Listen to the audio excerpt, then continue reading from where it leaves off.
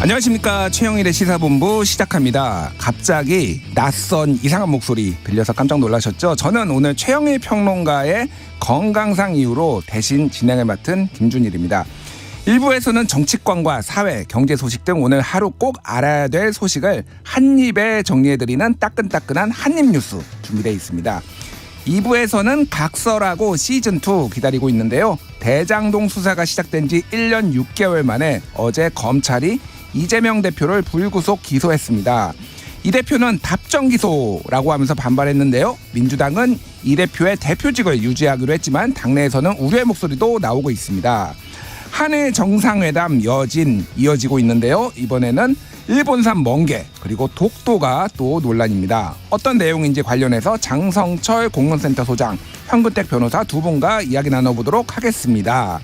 한편 미국 실리콘밸리 은행 파산 여파로 우리나라에서도 예금자 보호액 상향에 대한 목소리가 커지고 있는데요. 관련해서는 경제본부 시간에 KBS 오수호 기자와 자세히 짚어보겠습니다. 3월 23일 시사본부 지금 바로 출발합니다.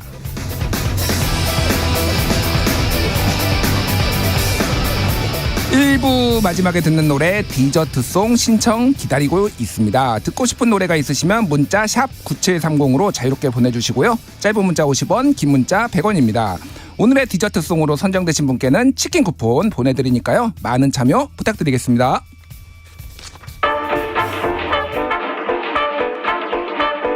최영일의 시사본부 한입뉴스.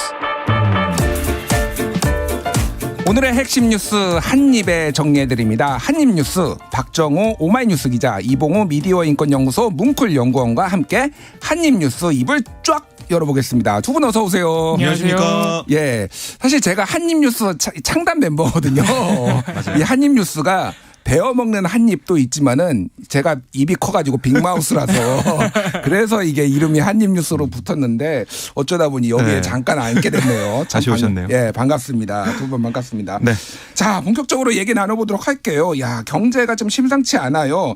일단 미국 연준이 기준금리를 0.25% 인상을 했네요. 베이비 스텝이라고 불러야 될 것 같아요. 이거 네. 어떻게 된 건가요? 그러니까 연준이 오늘 연방공개시장위원회 FOMC라고 하는데요. 이 정례 회의를 통해서 기준금리를 현재보다 0.25%포인트 높은 그러니까 4.75에서 5%까지로 올린 거예요. 그러니까 예. 상단이 5%가 된 건데요. 지난해 3월 이후 9번 연속 금리가 올라가면서 연준의 기준금리를 보면 2007년 이후 최고 수준이 된 겁니다. 그러니까 원래는 지난달까지만 해도 인플레이션 둔화세가 좀 느려지고 그러니까 6%대 계속 유지하고 있었으니까 고용도 괜찮았어요. 그러니까 미국이 침체로 가는 게 아니라 오히려 더 괜찮다 경제가 더 뜨겁게 좀 불타오르는 게 아니냐 이런 얘기가 있어서 이번에는 베이비 스텝도 아니고 빅 스텝으로 갈 수 있다. 그러니까 예. 0.5%포인트 인상 전망이 많았었습니다. 이 전망이 뭐 예측이 80% 정도까지 올라갔었으니까요. 그런데 최근에 실리콘밸리 은행 그 SVB 이 은행 등의 파산 사태 때문에 금융 불안이 가속화가 됐죠. 예. 지금 뭐 뱅크런까지 일어나고 있으니까 금리를 너무 올리다 보니까 이 다들 기업도 힘들고 그래서 인출하고 돈 빼고 이러는 거 아니냐. 또 국채 가격 내려가면서 SVB 은행 이제 파산하는 거 아니냐. 이런 얘기가 나오면서 금리 인상 좀 자제해야 되는 거 아니냐 목소리가 나왔어요. 그래서 이번에는 금리를 인상하지 않고 동결할 수도 있겠다. 예. 이런 얘기까지 일각에서 나왔는데 어쨌든 미국 연준은 좀 어떻게 보면 한쪽으로 기울지 않고 이 중간값을 택했다는 생각을 할 수밖에 없는데요. 금리 인상을 0.25%포인트를 하면서 물가 안정, 그러니까 인플레이션 잡겠다는 의지를 어떻게 보면 신뢰를 계속 좀 보여주면서 이 은행권에 대한 대응도 하겠다 이런 얘기를 한 건데, 그러니까 이 밑바탕에는 미국 은행 시스템 아직 괜찮아라는 파월 의장의 생각이 있었던 것 같아요. 예. 그래서 금리 동결 가능성도 있었지만 물가 안정 의지를 드러냈다 이렇게 볼 수가 있겠고, 그렇다면 향후 어떻게 되느냐 여기에 대해서도 오늘 연준 의원들이 금리 인상 전망을 보여주는 지표 점도표 상으로 보여주는 걸 보니까 예. 금리 예상치가 5.1%포인트였어요.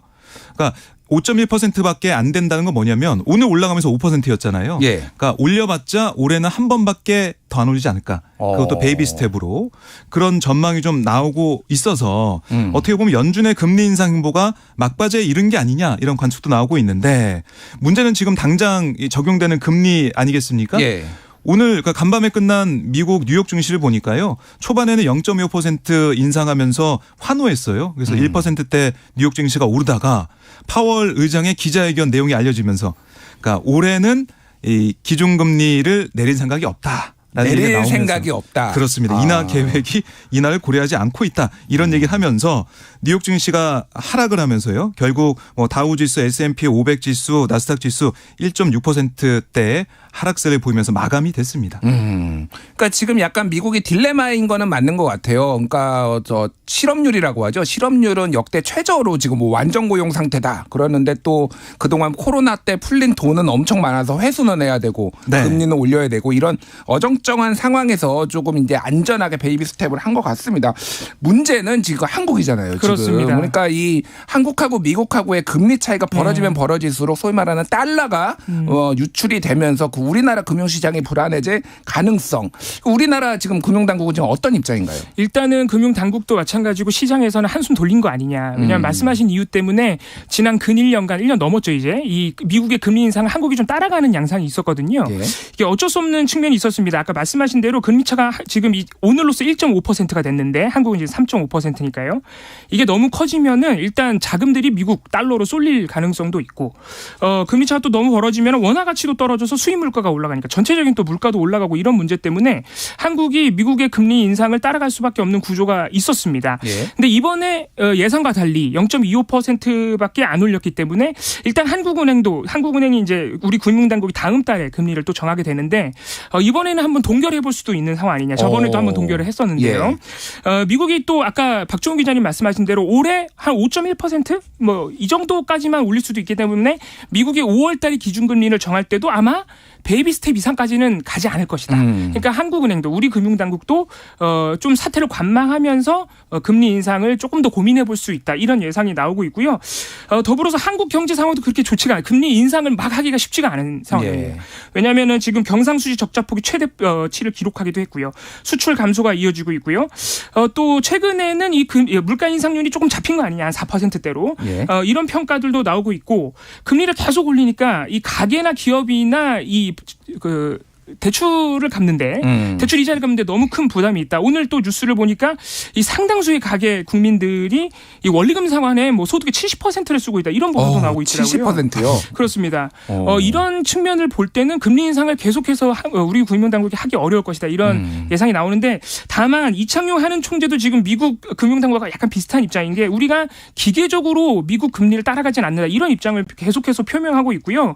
일단은 물가 안정이 최우선이다. 이런 입장을 계속 고수해왔기 때문에 인하는 어렵고 동결과 조금의 인상 이 정도에서 고민하지 않을까 예상이 나오고 있습니다. 그렇군요. 이창용 하는 총재가 지난번에 금통위에서 안개가 자욱할 때는 잠깐 차를 멈춘다 뭐 이런 취지의 얘기를 해서 좀 관망하겠다 이렇게 했는데 그 기조가 조금 비슷하게 가는 것 같아요. 근데 이게 이제 5월이 또 문제인 것 같은데 예. 4월에 동결을 하면은 이 한미 금리 차가 1.5%포인트지 않습니까?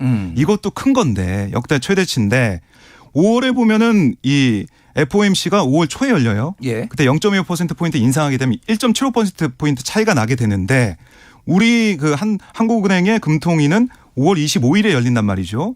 그 기간 동안 어떻게 할 것이냐. 물론 한국은행이 긴급하게 열 수도 있습니다. 금리 인상 관련해서는. 그런데 그게 기간이 길어지게 하게 되면 결국 달러가 빠져나갈 수 있는 게 아니냐. 왜냐하면 돈은 금리를 따라서 이동을 막 하잖아요. 예. 지금 뭐 우리나라가 이뻐서 머물고 있다거나 그런 건 아니고 이자를 많이 준데 따라가지 않습니까? 그렇게 될 때 1.5%포인트는 어떻게 뭐 감내를 하더라도 1.7%포인트까지 이 벌어질 수 있는 그런 가능성이 남아 있는 상황에서 한국은행의 고심도 좀 깊어질 수밖에 없겠다는 생각이 듭니다. 알겠습니다.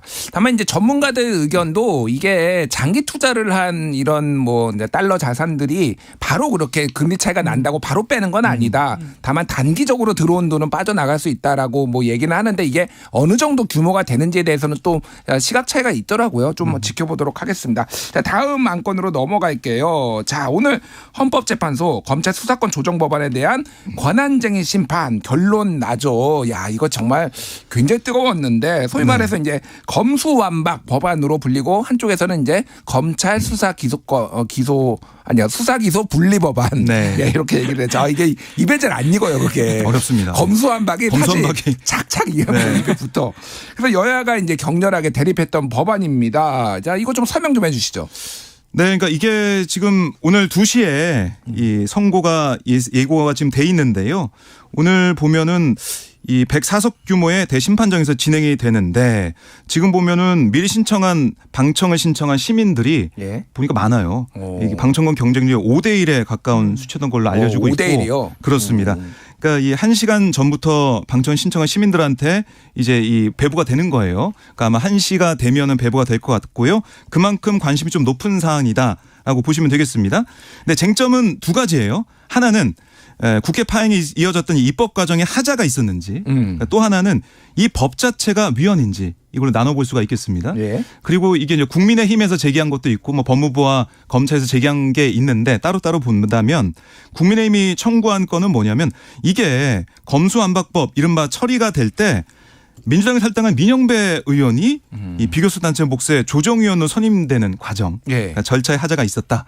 이게 법의 무효화로 이어져야 된다는 취지를 드러내고 있는 거죠. 예. 그래서 국회를 상대로 권한쟁의 심판을 청구를 한 건데 이걸 좀 어떻게 헌재가 판단하게 될지 이걸 좀 봐야 될 것 같고 또 하나는 이 법에도 문제가 있다. 법 자체도 이것도 문제가 있다는 거고요. 그러니까 이게 아시겠지만은 개정 검찰청법과 형사소송법 아니겠습니까? 검사의 직접 수사 범위를 기존 6대 범죄에서 부패와 경제 등의 2대 범죄로 줄이는 내용을 담고 있는데 이 법안 자체도 위헌을 다퉈야 된다 이런 얘기를 하고 있는 겁니다. 이 부분이 있는 것이고요. 또 하나는 법무부와 검찰도 심판을 청구를 했는데 헌법상의 영장 청구권자가 검사로 규정된 만큼 이 검수완박법은 헌법상 보장된 검사의 수사권을 침해한 거다. 이런 논리를 담고 있습니다. 법 자체도 국민의 기본권 보호에 역행해서 위헌이다. 이렇게 얘기하고 있는데 결국에는 국회의 입장을 보면 이게 탈당 같은 그러니까 민영배 의원 경우는 정치적 결정일 뿐이지 국회법 위배가 아니다라고 반박을 하고 있고 또 검사의 수사권은 헌법이 아닌 법률상 권한이기 때문에 입법으로 선택할 수 있다. 이런 또 반박 논리를 내세우고 있는데요. 오늘 뭐 9명의 재판관 가운데 5명의 재판관이 여기에 대해서 뭐 인용 결정이나 아니면은 기각 뭐 각하 세 가지 뭐 가능성으로 결정하게 될 텐데요. 어떻게 결정되느냐에 따라서 아마 파장이 좀 커지지 않을까 이렇게 예상이 됩니다. 그렇군요. 자, 파장 얘기 말씀하셨는데 이게 그러니까 어쨌든 이게 법률적인 이제 권한쟁의 심판이라고 각 기관이 어떤 권한을 가지고 있는지를 헌재가 판단해 주는 거지만 이건 사실 정치적인 문제가 돼버렸어요. 그렇습니다. 이제 시나리오가 좀 어떻게 되나요? 어떤 결론에 따라서 어떻게 지금 유불리가 좀 나뉠 수 있을까요? 그렇습니다. 오늘 이 헌재의 권한쟁의 심판 결론은 한 3가지 정도가 예상이 되는 이거 당연한 얘기지만 이제 모든 거를 다 기각하는 경우가 있습니다. 절차적으로도 문제가 없고 위헌도 아니다 법률이 이렇게 판단할 수도 있고 아니면 또 모두 인정할 수도 있겠죠.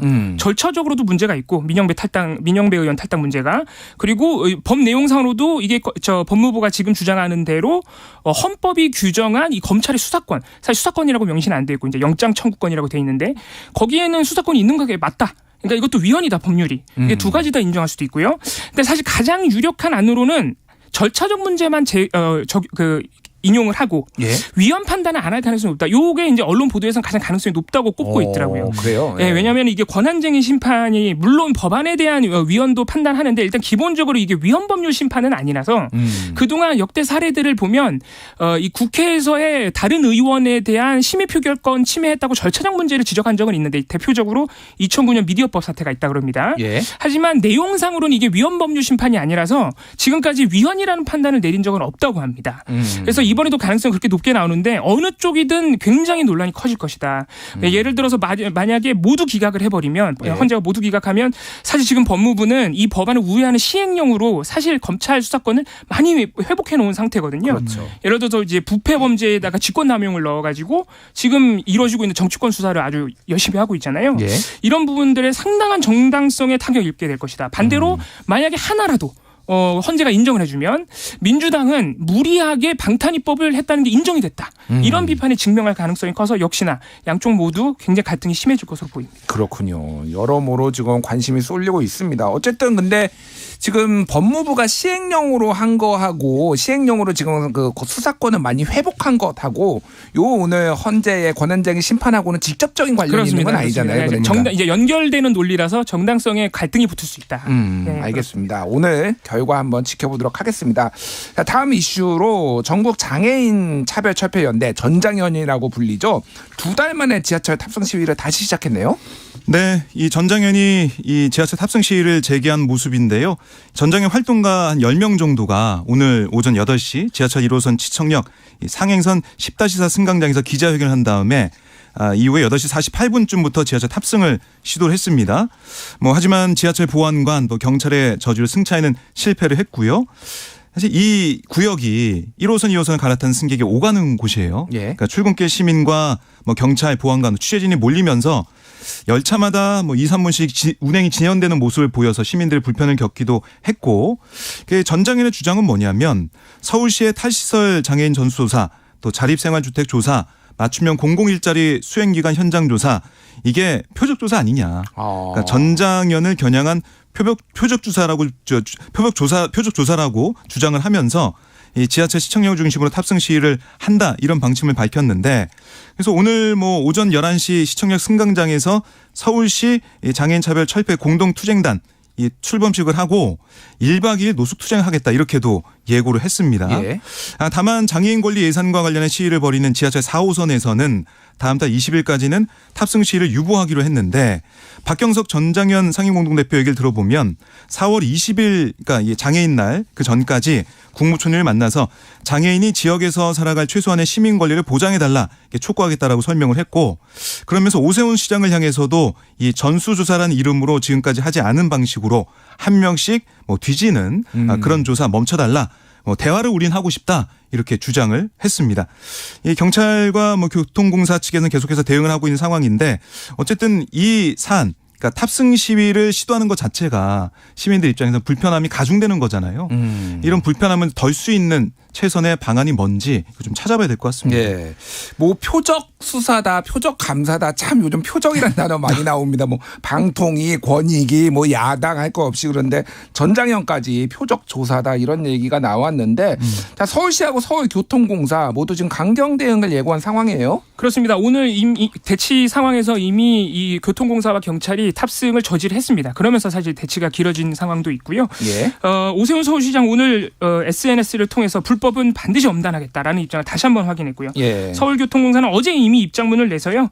안전을 지키고 시민 불편을 막기 위해 법령에 근거한 원칙적인 대응을 이어가겠다고 말한 바 있습니다. 근데 이게 근본적인 갈등의 지점은 이 지금 하고 있는 활동지원 서비스에 대한 이 전수조사, 서울시의 전수조사가 전장현은 이걸 탈시설 정책에 대한 공격이라고 지금 생각하고 있거든요. 왜냐하면 그거를 검사를 해가지고 지금 활동지원 받고 있는 분들 일부를 탈락시켜서 예. 사실 시설로 돌려보내겠다는 겁니다. 그렇기 때문에 지금 활동지원 서비스를 받고 있는 중증 장애인들 대부분은 사실 시설에서 나와서 자립을 시도하고 있는 분들이거든요. 예. 그렇기 때문에 서울시가 이 탈시설 정책에 적극적인 전장현에 대해서 조금 압박하기 위해서 이런 지금 그 조사도 하고 있는 것이다라고 받아들이고 있기 때문에 사실 어제도 면담을 했어요. 서울시와 전장현이. 그래서 조금만 더 대화를 해서 정책에 대한 좀 이견을 좁혀갈 수 있는 방안이 마련돼야 되지 않을까 생각이 듭니다. 예. 근데 이게 사실은 이 지난해부터 장애인 권리 예산 문제 가지고 예. 이렇게 전장현과 정부 서울시가 맞서 왔잖아요.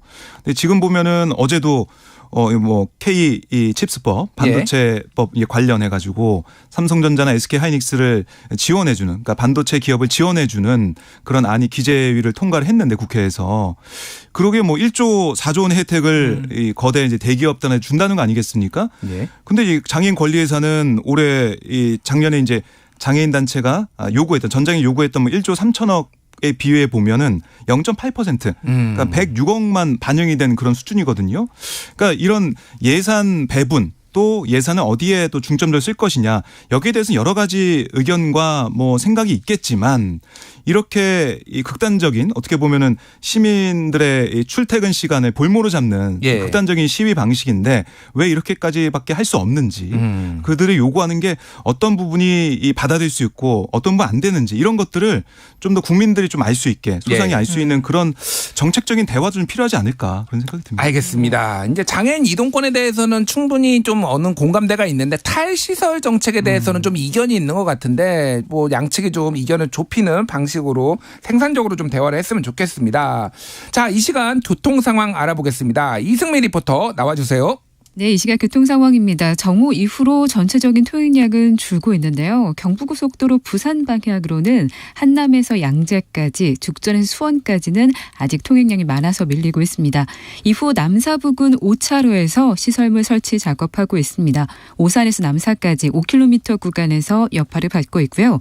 영동고속도로 강릉 방향으로 서창에서 막힙니다. 둔대 분기점에서 부곡까지나 서용인 분기점에서 양지터널까지도 정체됩니다. 서울 도심에 행사와 집회 관련 통제 구간 있습니다. 잠시 후 1시부터 조계사에서 행사가 시작됩니다. 이 행사 관계로 조계사 앞 우종국로가 통제가 되고 있는데요. 공평사거리에서 안국동 사거리 구간 양방향 통제입니다.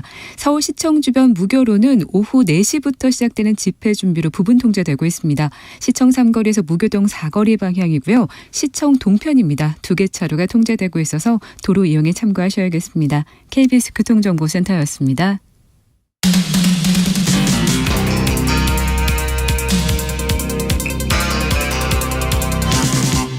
최영일의 시사본부. 예, 최영일 진행자 어디 갔냐? 지금 진행하는 자는 너는 누구냐? 이렇게 문자가 많이 오고 있습니다. 저는 최영일 MC의 건강상의 이유로 대신 진행을 맡고 있는 김준일입니다. 네. 예, 뭐 여기저기 저도 예전 뭐 여기 출연도 하고 있어요. 심지어 월요일 날 매주 장성철의 박원석 전 의원하고 예. 같이 일석이조라는 코너도 하고 있는데 어쨌든 이거 아파서 그런 거예요. 어디가 얼마나 아픈지는 최영일 진행자가 돌아오시면 직접 물어보시면 됩니다. 예. 제가 뭐 이 자리를 노리거나 그런 사람 아닙니다. 저는 아주 순수한 마음으로 항상 제가 대타 진행만 벌써 한 4개 방송사에서 했어요. 뭐 대타 전문. 예, C, S, K 뭐 할 것 없이 그래서 급하면 저를 찾습니다. 이번에 다음 주 금요일까지 예. 대타 하시는 거죠? 예, 뭐 상황을 봐야죠. 저는 빨리 오늘만 하고 그만두기를 간절하게 원하고 있습니다. 자, 다음 한 건으로 이슈로 넘어가겠습니다. 자, 이제 민주당이 위례 대장동 특혜개발과 성남FC 후원금 의혹으로 기소된 이재명 대표에 대해 기소 시 당직 정지 당원의 예외를 적용하기로 했습니다. 이제 어제 당무위원회까지 열렸네요. 네. 당무위에서 결정이 돼서 이제 그러니까 대표직을 유지하게 됐는데요. 어제 오전에 검찰이 이재명 대표를 기소를 했죠. 그러니까 이제 민주당에서는 국회에서 긴급 최고위원회를 열어서 이 당원 80조 적용 여부를 결정할 당무위를 열기로 했습니다. 그래서 바로 어제 오후에 열었고 이 오후 5시에 열린 당무위에서는 이재명 대표에 대한 검찰의 기소에 정치 탄압 등의 부당한 이유가 있는 만큼 대표직을 정지하지 않기로 결정을 했습니다. 근데 이제 당무위를 보면 전체 80명 가운데 30명이 참석해서 전원 동의를 했고요. 39명이 서면으로 동의했다라고 민주당이 이 브리핑을 했는데 예, 뭐 어제 같은 경우는 이재명 대표가 사실은 당무위 의장을 맡게 돼 있었지만 셀프 면접을 한 비판을 의식해서 당무위 사회권을 박홍근 원내대표에 넘겨서 당무위를 진행을 했고요. 사실 어제 이 흐름을 보면 일사천리라고 볼 수가 있겠죠. 예. 이 대표 기소가 된 다음에 바로 이제 불과 7시간 만에 나온 대응이고 검찰의 기소가 뭐 예정돼 있던 수순이었던 만큼 지도부가 여기에 대한 대응을 준비했던 게 아니냐 이런 분석도 나오고 있습니다. 김의겸 대변인이 당무 이후에 기자들에게 뭐라고 했냐면 모두가 예상한 상황이라 오래전부터 이 대표가 기소되면 신속히 당무위를 열어서 대표직 유지 내용을 의결한다 이런 공감대가 있었다라고 설명을 한 상황이고 어쨌든 이 대표 입장에서는 지금 이 대장동 건, 이 성남 FC 이 건 이 기소에 대해서는 대표직을 유지하면서 당직을 유지하면서 대응할 수 있는 그런 상황이 됐습니다. 예. 뭐 이제 이재명 대표는 이제 답정 기소라고 얘기를 했는데 지금 당무위원회 결과를 보고 반대쪽에서는 답정 면죄부다. 뭐 이런 얘기도 나오고 있어요. 비명계에서 반발도 나오고 있고 국민의힘에서도 비판의 목소리가 좀 나오고 있네요. 그렇습니다. 일단 민주당 내부에서도 비판의 목소리가 큽니다. 김종민 의원 이 대표나 측근들이 결정을 내려놓고 아까 말씀하신 대로 답정 이미 정해놓고 몰고 가듯 해서 방탄 의혹을 받는 게 이해가 되지 않는다라고 얘기를 했고요. 이게 구체적으로 좀 더 문제 제기되는 부분들이 있습니다. 그 이례적으로 너무 빨리 당무위를 연 거 아니냐. 예. 보통은 하루 전에 좀 예고를 하고 소집을 해가지고 하는데 이 기다렸다는 듯이 그렇습니다. 7시간 만에. 이미 예. 알고 있었다는 듯이 물론 알고 있었겠죠. 정해진 수순이긴 했으니까 너무 빨리 이렇게 당무위를 연 것에 대해서도 당내에서는 직무정지를 시킨 뒤 당무위원회에서 검토해서 이건 정치 탄압이라고 의결해서 조항을 적용하지 않겠다고 해야 맞는 거다. 근데 이런 검토 작업이 과연 있었느냐. 그냥 예. 빨리 절차적으로만 해결한 건 아니냐라는 비판이 있었고요. 또 다른 얘기로는 예외 적용을 이렇게 쉽게 판단할 수 있는 게 맞느냐. 조금 더 여유 있게 했으면 조금 더 비판이 덜했을 것이다. 이런 우려도 나왔습니다. 또 방금 전에 오전에 뉴스를 보니까 이제 국민의힘에서는 이러한 민주당의 결정에 조금 더 이렇게 대응하기 위해서 이 체포동의안 포기를 하는 이 의원들의 각서를 지금 받고 있다. 국민의힘 내부 의원들이 그렇습니다. 나는 내부 의원들이. 불체포 특권 그렇습니다. 포기하겠다 이렇게 그렇습니다. 서명한다는 이제 거죠. 민주당에 대응해서 조금 더 당당한 모습을 이제 부각하려는 국민의힘의 대응도 지금 나오고 있는 것 같습니다. 뭐 이제 하영재 국민의힘 의원, 예. 뭐 지금 이 구속영장이 이제 청구가 돼서 체포동에 넘어오는 상황이 되니까 이달 말쯤 30일 뭐 요 정도의 표결이 예상되고 있어요. 네, 그렇게 예상이 되는 상황이기 때문에 뭐 거기에서 대응한다는 차원, 또 민주당과 좀 차별화하는 그런 모습을 좀 보이겠다. 이런 의지로 읽히는 상황이에요. 근데 뭐 민주당 내부 얘기를 들어보면 사실상 이재명 대표가 대표직을 유지하는 것은 뭐 그거는 수순이었기 때문에 어쩔 수 없는 거 아니에요. 이런 얘기도 있긴 하고요. 예. 그리고 지금 보면은 구속영장 청구했던 검찰의 그 영장 내용이라든가 그다음에 이번에 기소한 그런 상황을 보면 428억에 대한 내용, 구체적인 내용이 없기 때문에 결국에는 배임이라고 그 혐의를 잡아서 기소했지만 명확한 증거가 아직까지 없는 거 아니냐. 정치 탄압 맞다. 근데 정치 탄압이 맞는데도 불구하고 당원 80조 뭐 사망 이게 논란이 있었죠. 왜냐하면 지난해 이재명 대표 체제에 의해서 이게 윤리심판원을 가는 게 아니고 당무위에서 그러니까 대표 영향력이 있는 당무위에서 결정하게 만들어서 대표직 유지를 할 수 있는 빌드업을 했다라는 비판은 있지만 그럼에도 불구하고 정치 탄압이 확실한 상황에서는 이걸 대표로 어떻게 내줄 수가 있느냐. 이런 민주당 내에 뭐 어떻게 보면은 국민의힘을 향한 반발, 검찰을 향한 반발 이런 게 좀 나오고 있는 상황입니다. 네. 어쨌든 그 428억 사전 약정이 이게 이제 검찰의 기소 내용에서 빠지면서 이재명 대표한테 좀 더 힘이 실렸다 이런 얘기도 나오는데 일부 비명계 당원들은 이거 지금 법원으로 들고 가겠다 뭐 이렇게 얘기도 나오고 있어서 이 혼란상이 좀 이어질 가능성도 보이는 것 같아요. 좀 지켜보도록 하겠습니다.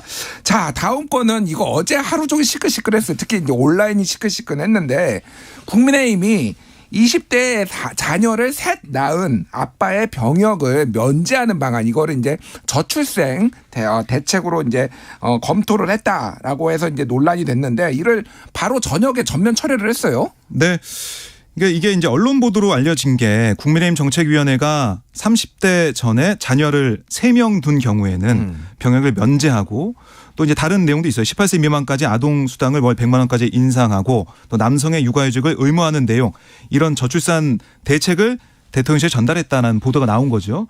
그러니까 윤석열 대통령이 이 저출생 대책을 내놓으라 필요하다 이렇게 강조하니까 당에서 정책을 좀 만들어가지고 예. 제안한 셈인데 근데 이게 이제 언론 통해서 알려지면서 20대의 이 아이 셋을 둔 이 남성의 병역 면제 현실성과 타당성 이걸 놓고 여러 가지 논란이 있었습니다. 그러니까 누리꾼들이 지적하는 건 뭐냐면 20대에 아이 셋을 낳을 경제를 갖춘 사람이 얼마나 되겠느냐. 예. 부잣집 도련님을 위한 맞춤형 병역 면제다. 이런 지적까지 나왔고요. 그리고 출산은 여자가 하는데 혜택은 남자가 보냐. 여성들이 결혼을 더 안 할 것 같다. 결혼도 하기 싫었는데 3명을 출산하라는 거냐. 차라리 정규직 취업을 시켜달라 뭐 이런 의견까지 예. 다양한 의견이 쏟아져 나왔습니다. 현실성이 없다는 거죠. 그러니까 저는 제일 궁금했던 게 지금 평균 결혼 연령이 남자가 만 33.4세거든요. 그러니까 20대 결혼은 안 해요 일단. 제일 중요한 게. 그렇죠. 도대체 쉽지 누가? 않죠. 예. 그러니까 뭐 그래서 우스갯소리로 야, 사고 쳐야 되는 거 아니야? 뭐 이런 얘기도 또 뭐 하더라고요. 그래서 네. 이거 누가 아이디어를 냈을까 이런 궁금증이 좀 많이 생겼어요. 그래서 논란이 확산이 되니까 김기현 대표가 연합뉴스와 통해서 어떤 얘기를 했냐면 당에서 공식적으로 검토된 게 아니라 아이디어 차원이다. 당에서 그렇게 추진할 계획이 있는 게 아니다라고 선을 그었고요. 유상범 국민의힘 수석 대변인도 아이 셋을 낳으면 아버지 군면제를 해준다는 보도와 관련해서 국민의힘에서 공식 제안한 바가 없다라고 또 기자들에게 공지는 했습니다. 예. 근데 이게 해프닝처럼 끝나는 모습이긴 한데 뭐 당에서는 부인하고 있겠지만 있는 상황이지만 정책위에서 이런 내용이 검토는 됐던 것 같아요. 뭐 제안까지는 모르겠지만은 검토된 것 같은데. 그러니까 이게 계속 반복되는 것 같습니다. 지난해 이제 만 5세 초등학교 입학 예. 그 정책 이게 또 논란을 빚으면서 대통령실과 뭐 박순애 이 장관 그러니까 교육부 뭐 핑퐁 게임을 하다가 박순애 전 장관이 사퇴하면서 끝났거든요. 예. 이번에는 주 69시간제 이 노동시간 유연화 같은 경우도 이것도 이제 주무부처와 대통령실 또 대통령실과 대통령의 말이 좀 다르면서 혼선을 빚었는데 이번에도 뭔가 좀 설익은 대책이 이제 당 쪽에서 흘러나오면서 국민들이 보면은 아니 정부 여당 대통령실 왜 이렇게 오락가락하지 이런 좀 생각할 것 같아요. 알겠습니다. 자, 당내 상황 좀 볼게요. 삼선의 박대출 의원 국민의힘의 신임 정책위 의장에 내정이 되면서 원내대표 경선 판도가 좀 달라지는 것 같아요. 그렇습니다. 박대출 의원이 원래 이제 원내대표 주자로 꼽히는 의원이기도 했는데 국민의힘이 오늘 오후에 국회 본회의 열기 전에 의원총회를 열어서 이 박대출 의원을 정책위 의장으로 임명한 안건을 추인할 예정입니다. 그러니까 사실상 오늘 그 정책위 의장이 된다고 봐야 되는 것인데요. 이 때문에 그 주호영 원내대표 자리를 이어받게 될 이 차기 원내대표 선거가 3파전에서 2파전으로 바뀌었다. 예. 이런 예상이 나오고 있습니다. 일단 국민의힘 내부에서 가장 유력한 후보군으로 꼽히는 사람들이 김학용 의원 그리고 윤재옥 의원 이렇게 두 분이 꼽히고 있고요. 원내대표 후보군 중에 이제 김태우 의원도 꼽히고는 있는데 아무래도 김학용 의원과 윤재욱 의원이 강력한 후보로서 2파전을 벌이지 않겠느냐 이렇게 예상이 나오고 있습니다. 어쨌든 뭐 누가 되든 친윤은 맞잖아요. 그러니까. 그렇죠. 예, 친윤 계열로 가는 거는 맞는데 그러니까 지금 국민의힘의 원내대표 이제 계보를 좀 보면 예. 김기현, 권성동 주호영 이렇게 이어져 오는 거 아니겠습니까? 예. 어떻게 보면 친윤계 원내대표는 확실한 것 같은데 이게 권성동 원내대표가 될 때랑 주호영 원내대표가 될 때랑 좀 분위기가 좀 달랐어요. 그러니까 권성동 원내대표가 될 때는 이 표 차이가 60표 가까이 난 것 같아요. 제 기억에는. 많은 차이로 권성동 원내대표가 됐고 주호영 원내대표가 당선될 때는 이 이용호 후보와는 19표 차이밖에 안 났단 말이죠. 예, 예. 그래서 그런 어떻게 보면 영향력이 좀 줄어드는 모습을 원내대표 선거에서 봤는데 윤심이 이른바. 이번엔 좀 어떻게 될 거냐. 특히 내년 총선 앞두고 있기 때문에 이렇게 친윤 일색으로 지도부가 구성된다면 총선에 악영향을 미칠 거란 우려하는 의원들의 생각도 있지 않겠느냐. 예. 그래서 수도권 출신의 김학용 의원이 유리한 게 아니냐 이런 얘기도 있고 그래서 반면에 아니다. 지도부가 확실히 친윤으로 가야 내년 총선 승리 가능성이 있다라고 얘기하면서 친윤에 더 이제 가까운 윤재욱 의원이 돼야 된다 이런 분위기도 당내에 좀 있는 상황입니다. 그래서 어쨌든 친윤은 맞지만은 수도권이냐 아니면 뭐 TK냐 그렇습니다. 뭐 이런 그것도 좀 봐야 정도 될것 같아요. 차이를 봐야 된다 말씀해 주셨습니다. 자, 오늘은 여기까지 듣겠습니다. 박정호 오마이뉴스 기자, 이봉호 미디어 인권연구소 뭉클연구원과 한입뉴스 함께했습니다. 두 분 감사합니다. 고맙습니다. 예, 오늘의 디저트송 발표하겠습니다. 1065님이 촉촉한 봄비가 내리고 있습니다. 이어서 황사가 몰려온다니 피곤합니다만 가뭄 해결에 조금이나마 도움이 되는 고마운 비가 되길 바랍니다. 김태우의 사랑비 디저트송으로 추천합니다. 라고 하셨습니다. 디저트송 함께 들으시면서 멀리 가지 마시고 잠시 후 2부에서 뵙겠습니다. 나 그래서 잡지 못했죠. 이런 아픔쯤은 모두 잊을 수 있을 거라 다른 사랑이 찾아올 거라 생각했었죠. 왜 그런데 잊질 못하죠. 그저 하늘 바라보며 외치죠. 다시 한번 나를 사랑해줘. 내 맘속 작은 바람이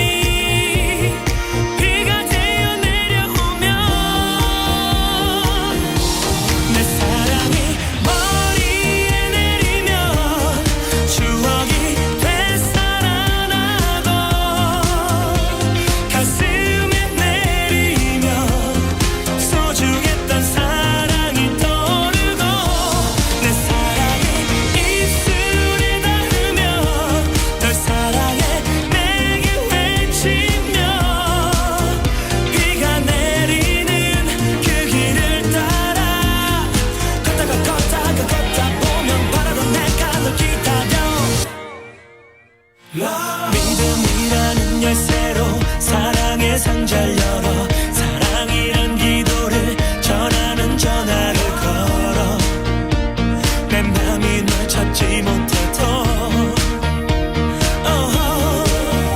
그저 하늘 바라보며 외치죠 다시 한번 나를 사랑해줘 내 맘속 작은 바람이 비가 되어 내려오면 내 사랑이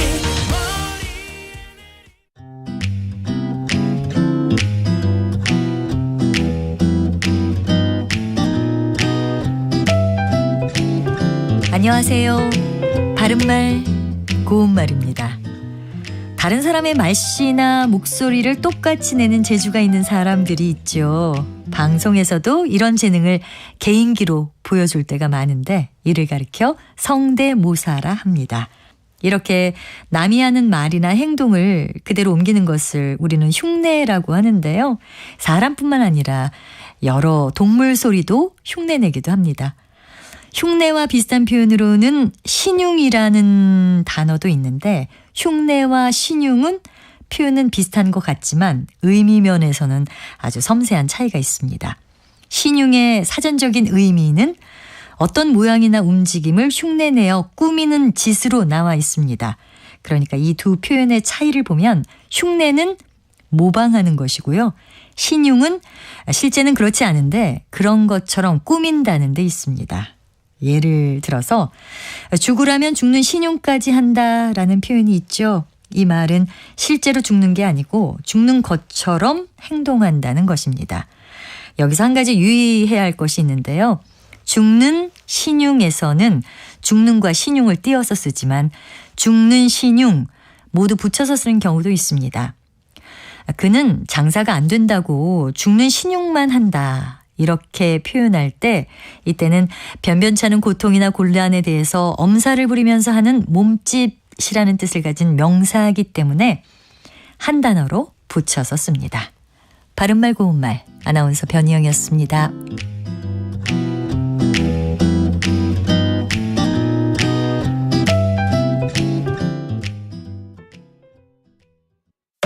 상대 얘기 중에서도 맞는 얘기가 있잖아요. 그러면 예, 거기까지 동감이 이루어졌으니까 그럼 또 요 다음 가시죠. 하면서 정반합 이렇게 가야 되거든요. 이기고 지는 걸 떠나서 좋은 결론을 도출해내셨으면 좋겠어요. 선 넘지 않는 그런 토론. 별로 의미는 없을 것 같아도 그래도 그런 자리가 자꾸 있어야 뭐가 변화가 있을 것 같아요. 그렇게 하다가 보면 뭐라도 뭐 하나 얻어 걸리는 게 있겠죠. 시민논객 여러분을 기다립니다. 평일 저녁 7시 20분 KBS 열린 토론.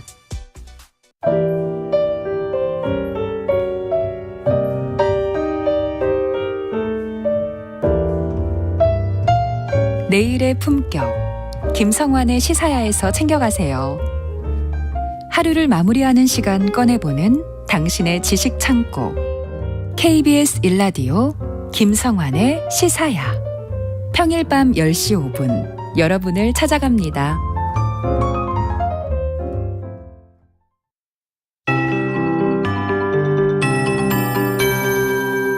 KBS 58분 날씨.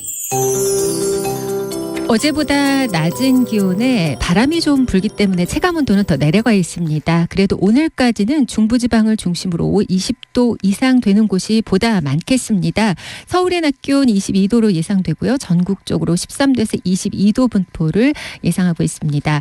오늘 전국이 흐린 가운데 오후까지 강원도와 충청 이남 지방으로 비가 조금 더 내리겠습니다. 경상권 해안으로 적잖은 비가 더 오겠는데 10에서 40mm 정도 예상되고요. 강원 남부와 충청 이남 5에서 20mm 정도의 비가 내린 뒤 오후 늦게는 모두 그치겠습니다. 중부 일원으로도 빗방울 정도 떨어질 수 있겠습니다. 오늘 밤부터 북서쪽에서 찬 공기가 남하하겠습니다. 따라서 내일 아침 기온은 오늘보다 10도가량 떨어져서 서울 5도, 철원 영하 1도 등으로 좀 춥겠습니다. 낮 기온은 서울 16도 등 9도에서 18도로 역시 오늘보다 낮겠습니다.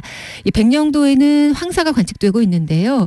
어제 오후 5시부터 경기 인천에는 황사 위기경보 관심 단계가 발령돼 있습니다. 오늘도 대부분 지역 미세먼지 농도가 높을 걸로 보여지고 일부 지역 매우 나쁨 단계까지 농도가 치솟겠습니다. 오늘 제주 해상과 남해상에서는 천둥번개 돌풍 예상되고요. 대부분 해상 물결이 최대 4m로 높아지겠습니다. 바람은 전국에 강하겠습니다. 지금 서울의 기온은 20도입니다. 강혜종입니다.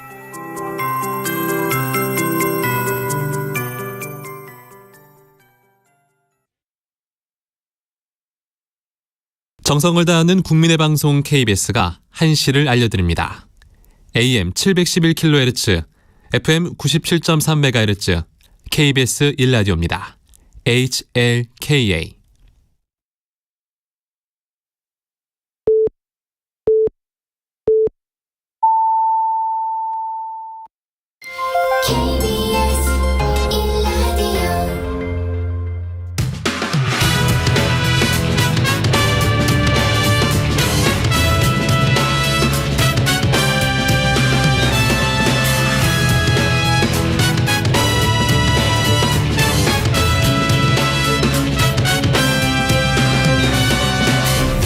KBS 1라디오 최영일의 시사본부.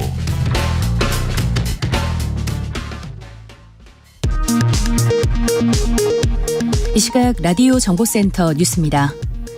미국 연방준비제도가 기준금리를 0.25%포인트 인상한 데 대해 한국은행은 국내외 금융시장의 변동성이 수시로 확대될 수 있다며 필요하면 적극적으로 시장 안정화 조치에 나설 것이라고 밝혔습니다.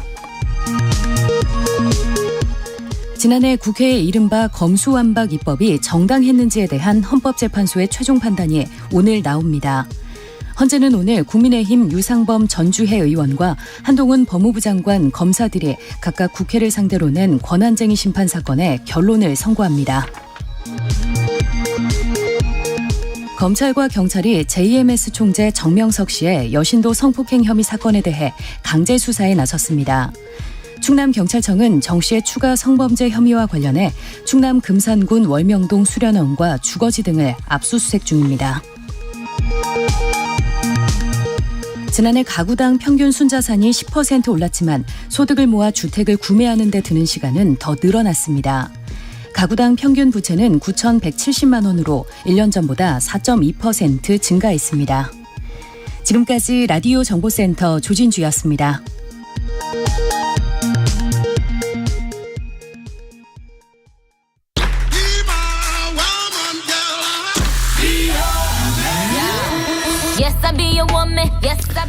최영일의 시사본부 2부 시작합니다. 저는 최영일 진행자의 건강상의 이유로 대신 오늘 진행을 맡고 있는 시사본부 가족 월요일 고정 코너 게스트인 김준일입니다. 자, 5165님, 김준일 MC 진행 너무 깔끔합니다. 최영일 진행자도 빠른 쾌유를 빕니다. 이곳 부산에는 비도 그치고 멋진 오후네요. 늘 응원합니다. 이렇게 하셨습니다. 감사드립니다. 부산에 비가 오고 있군요. 좀 황사도 좀 같이 씻어 내렸으면 좋겠습니다.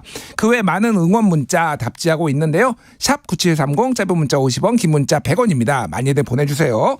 자, 인터넷에서 화제가 된 뉴스를 다뤄보는 스트릿 뉴스 파이터 시간입니다. 오늘은 박지원 뉴스캐스터와 함께하겠습니다. 안녕하세요. 안녕하세요. 처음 뵙겠습니다. 반갑습니다. 잘 부탁드립니다. 네, 아까 부산에 비가 오고 있다고 했는데 네. 사실 여의도 전 오는 길에 벚꽃을 봤거든요. 여의도에 벌써 벚꽃 폈어요? 네, 그래서 비록 황사는 오고 있지만 미세먼지는 많지만 그래도 여러분들에게는 더 좋은 날이 있길 바라겠습니다. 그러니까요. 빨리 황사도 가시고 그래서 벚꽃 구경 좀 갔으면 좋겠습니다. 자, 본격적으로 얘기 나눠볼게요. 자, 코로나 끝나고 지금 다시 이제 대면 수업 시작하고 있는데 교권 침해 사례가 지금 확 늘었다 이런 얘기가 있네요. 네, 그렇습니다. 코로나19 유행 기간이 크게 줄었던 교권 침해 사례가 대면 수업으로 본격화되면서 다시 급증하는 양상을 보이고 있는데요. 교권 침해가 사회적 문제로 대두되면서 학교별 교권 보호위원회 기능은 강화됐지만 이 정작 교사들이 피해 사실을 공론화하는 비율은 절반에도 못 미쳐서 실효성 있는 보호 조치가 필요하다라는 지적이 나옵니다. 또 교사들은 이러한 일이 발생할 때마다 학생 한 명의 문제 행동으로 인해서 전체 학생의 학습권이 침해당한다라고 말하는데요. 실제로 교육부와 한국교육개발원의 실태 조사를 해봤더니 지난해 교육활동 침해 발생 건수는 전년 대비해서 무려 2배 가까이 늘었다고 합니다. 2배나 늘었다고요? 네, 굉장히 빠른 속도로 늘고 있는데 이런 일이 계속 반복되다 보니까 교육부는 23일 오늘부터 교육활동 침해 행위 그리고 조치 기준에 관한 고시 일부 개정안을 공포 시행한다고 22일 날 어제죠 밝혔습니다. 앞으로 의도적인 수업 방해 행위는 교육활동 침해로 규정이 되고요. 교사의 지도를 따르지 않고 수업을 방해하는 학생은 출석 정지나 학급 교체 등의 징계를 받게 됩니다. 또 같은 학교에 다니면서 학습 교체 수준의 징계를 받은 학생이 또다시 이런 교육활동 침해로 징계를 받게 된다면 강제 전학이나 퇴학 처분까지도 가해질 수 있다고 합니다. 퇴학까지 가능하다고요? 네, 더 강해지는데요. 예. 이게 정부가 본격적으로 사실 교권 침해에 대응하기 시작한 계기는 지난해 8월입니다. 기억하실지 모르겠지만 충남 홍성의 한 중학교에서 학생이 수업 중에 교단에 누워서 교사를 촬영한 일이 알려지면서 이렇게 시작이 됐습니다. 맞아요. 그때 굉장히 논란이 됐습니다. 네, 그래서 이 교권 침해가 잇따른다는 지적이 나오자 교육부는 지난해 12월이죠. 교육활동 침해 예방 대응 강화 방안을 마련을 했습니다. 학교 현장의 교사들은 이런 변화를 반기고 있는데요. 이날 한국의 교원 단체 총연합회는 교권을 넘어서 많은 학생들의 학습권을 보호하기 위해서도 반드시 필요하다라고 주장합니다. 그럼에도 불구하고 교권 침해 행위가 교사가 즉각 대응할 방법이 없는 것은 여전히 문제라는 목소리도 나오죠. 이 절차에 따라서 수업 방해 학생을 사후적으로 징계할 수는 있지만 교실에서 수업 방해 행위가 벌어지는 와중에 교사가 직접 가할 수 있는 제재는 딱히 없기 때문인데 교총에 따르면 수업 방해 시 교사가 즉각 생활지도 제재 조치를 할 수 있도록 해야 학습권이 좀 보호가 될 수 있다라고 지적을 하고 있습니다. 여기에 대해서 누리꾼들의 반응도 좀 찾아봤습니다. 교사도 사람, 학생도 사람입니다. 교권과 학생 인권이 모두 존중받는 학교가 만들어지길 바랍니다. 또는 학생들 앞에 당당히 서고자 사범대학 4년 임용고시를 준비했는데 이렇게 노력과 인고의 시간을 거쳤을 텐데 참으로 애석합니다 등의 반응이 있고요. 선생님을 보호해야 한다라는 보호해야 하는 말이 나오는 시대구나 등의 반응을 보였습니다. 그러니까 이게 약간 상호 존중과 좀 선을 넘지 않아야 되는 것 같아요. 사실 제가 좀 이제 학교 다닐 때 옛날에 좀 오래전인데 그때는 이제 체벌이 있었거든요. 그래서 많이 맞았어요, 선생님한테. 그러니까 감히 어떻게 그렇죠. 너가 아버지 뭐 하시노 이러면서 이제 막 때리고 뭐 그러던 시절이에요. 근데 참 요즘은 이제 교사들이 어떻게 체벌을 제가 옹호하는 건 아닙니다만 제재 수단이 없으니까 이게 좀 일방적으로 기울었다 이런 고민들도 나오는 것 같습니다. 어쨌든 상호 존중이 가장 중요하지 않나 그런 생각을 합니다. 자, 다음 이슈로 넘어가겠습니다. 그간 환경 문제로 제한적이었던 케이블카 추진이 지금 갑자기 여기저기 지자체에서 지금 붐이 일고 있다고요. 네, 맞습니다. 강원 설악산 오색 케이블카 환경 영향 평가가 조건부 동의로 통과가 되니까 전국에 있는 지방자치단체들이 케이블카 사업에 적극적으로 뛰어들려고 하고 있습니다. 특히 오색 케이블카 심의 과정에서 발목을 잡았던 환경 영향 평가 이행 조건이 조금 완화되다 보니까 케이블카 사업을 저울질하던 지방자치단체장들이 너도 나도 나서는 모습인데요. 케이블카 설치가 거론되고 있는 지역은 지리산과 대구 팔공산 등 10곳으로 파악이 됩니다. 길게는 30년 전부터 추진이 됐지만 환경이 오염이 된다라는 이유로 제동이 걸렸던 지역이 대부분이었습니다. 이 소식을 듣고 지리산을 공유하는 전남 구례구는 이미 4차례 고배를 마셨던 케이블카 추진 의지를 밝혔는데요. 김순호 구례 군수는 이번에도 케이블카 승인이 보류된다면 행정소송을 제기하겠다라고 강하게 의지를 밝혔습니다. 이 외에도 경남도도 제1호 국립공원인 지리산 케이블카 재추진을 선언했습니다. 지리산 케이블카 계획은 앞서서 사실 3번이나 추진이 됐지만 모두 환경 훼손을 우려하면서 반려됐던 경험이 있던 곳입니다. 하지만 이번의 사례로 희망을 얻자 박완수 경남지사는 이제는 환경부가 유연하게 좀 대처하지 않겠느냐 하면서 기대감을 내비쳤습니다. 그런데 이 환경단체를 중심으로 자연 훼손에 대한 우려 또한 반대 목소리가 같이 커지고 있어서 그러게요. 갈등의 도화선이 되고 있는데요. 환경 보존에 대한 가치가 아닌 정치적인 목적으로 사업이 승인된 만큼 적극적인 투쟁에 나서야 한다라는 게 환경단체의 주장입니다. 예. 실제로 전국 51개의 환경운동연합은 지난 14일인데요. 용산 대통령 집무실 앞에서 환경부가 국가기관 5곳이 낸 부정 의견을 모두 무시하고 설악산 케이블카 사업을 허용했다라고 하면서 한화진 환경부 장관 퇴진을 요구한다라는 사건까지 있었습니다. 예. 이처럼 갈등의 골은 깊어져만 가고 있는데 한 지자체 관계자는 5세 케이블카 승인 이후에 케이블카 사업 추진을 보이는 지자체들이 늘어나고 있다. 근데 반대 단체의 움직임도 더 확산되고 있어서 지역 내 갈등의 씨앗이 되지 않을까 우려하는 목소리가 더 커지고 있다는 지적을 합니다. 이를 반대하는 누리꾼들은 자연 파괴로 얼마나 많은 돈을 벌 수 있을지 모르겠지만 인간의 욕심은 끝이 없다 등의 반응이고요. 찬성하는 누리꾼들은 장애인과 노약자도 산에 오르고 싶어요. 케이블카 설치해 주세요. 또는 더 많은 경치도 함께 볼 수 있겠네요 등의 반응입니다. 예. 이래서 사실은 이제 5세 케이블카를 한 40여 년 동안 승인을 안 해준 것도 뭐 이게 왜냐 형평성 문제가 생기니까 그러면 너도 나도 다 해달라 이렇게 나올 가능성이 있어서. 근데 이제 요 부분은 좀 이견이 있는 것 같아요. 그러니까 아예 케이블카를 만들면은 정확하게 정해진 루트만 다니기 때문에 오히려 등산객들이 아무데나 막 다니면서 환경 파괴를 하는 걸 막을 수도 있다라는 이제 주장을 하시는 분들도 있고 일단은 사람이 많이 올라가면은 무조건 환경 파괴가 있다 뭐 이런 주장을 하는 분들도 있어요. 저는 어느 게 맞는지는 사실 잘 모르겠습니다. 어쨌든 그런데 이게 좀 갈등을 조정을 좀 잘 해야 되지 않을까 이런 생각이 듭니다. 자, 다음 이슈로 넘어갈게요. 시아버지 장례식에서 자신에게 들어온 부의금 일부를 달라고 요구했다가 이혼 위기에 놓였다는 여성의 사연. 이게 뭔가요 도대체? 지난 20일인데요. 한 직장인 커뮤니티에서 부의금 때문에 이혼 위기라는 제목으로 여성 공무원 A씨의 사연이 올라온 겁니다. 내용을 보면 이날 A씨는 시아버지 장례식이 있었다. 내 앞으로 들어온 직장 동료의 부의금은 내가 가져가는 게 맞지 않냐라고 말문을 열기 시작합니다.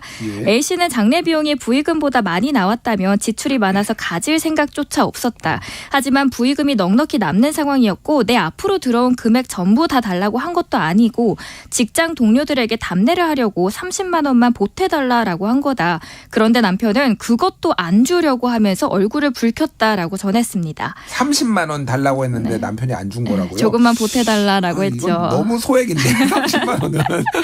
이혼 위기까지 그래도 간 사례니까요. 근데 A씨는 장례 비용에 이용되고 남은 부의금이 시어머니와 남편 손에 다 들어갔다라고 주장을 했습니다.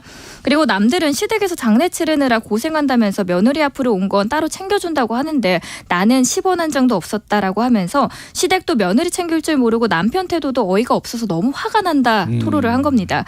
결국 A씨는 크게 부부싸움을 하고 남편이 이혼을 언급하면서 합의 이혼 서류를 작성한 뒤에 남편 책상에 던졌다고 합니다. A씨는 이후에 다시 게시물을 찾아옵니다. 그래서 결국 남편이 30만 원 옜다 하고 줬다 하면서 경사면 몰라도 조사에 답례는 왜 하냐고 궁시렁대면서 꽤 언짢은 기색으로 줬다라고 합니다. 사연을 접한 누리꾼들은 부의금이 어려울 때 달라는 건 상식적인 행동, 당연히 챙겨줘야 하지 않나, 부조하러 오신 분들 식사 비용은 당연히 줘야 한다 등의 다양한 반응이 있고요. 반면에 일부 누리꾼들은 부의금 때문이 아니라 서로 골문 게 터진 것 같다. 입장 바꿔서 생각을 했을 때 본인이라면 줄 수 있냐 등 남편 측을 좀 옹호하는 반응도 있었습니다. 아, 이거는 좀, 잘 이해가 안 되네요, 솔직히. 이게 한 1,000만 원 달라고 했으면은 남편이, 그렇게 많은 돈을 어떻게 줘 그러는데 30만 원은 그냥 줄 수 있지 않나요? 조금만 솔직히? 보태달라고 했는데, 그러니까요. 그조차도 좀. 자, 이런 남편과 헤어지는 게 맞다. 1번. 아니다. 그래도 가정을 지켜야 된다. 2번. 문자 많이 보내주시기 바랍니다. 자, 다음 이슈로 넘어갈게요. 지난해부터 최근까지 10대들 사이에서 기절 챌린지, 불하트, 그리고 이런 여러 가지 SNS 챌린지가 틱톡에서 지금 계속 이어지고 있어서 우려를 낳고 있는데요.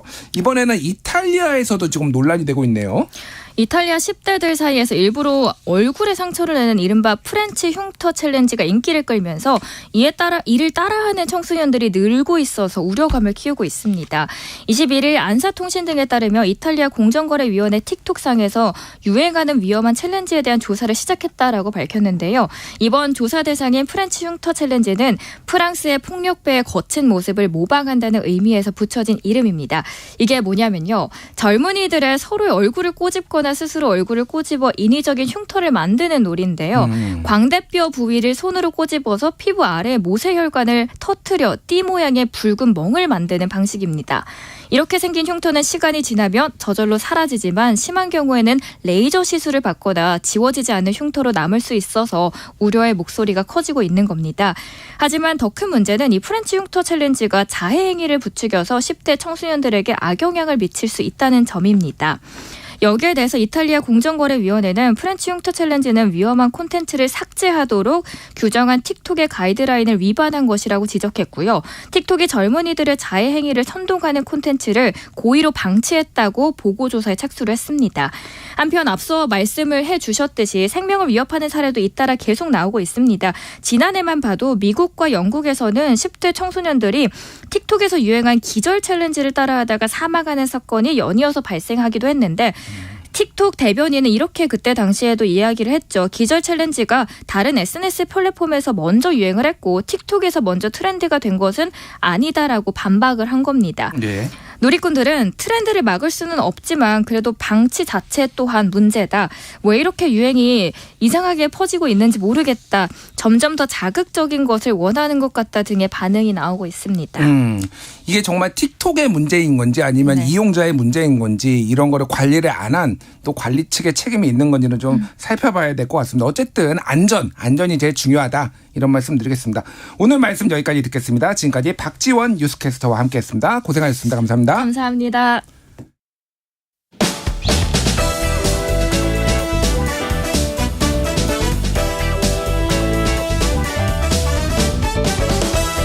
최영일의 시사본부는 여러분과 함께합니다. 짧은 문자 50원, 긴 문자 100원이 드는 샵 9730. 라디오 어플 콩과 유튜브는 무료로 참여하실 수 있습니다.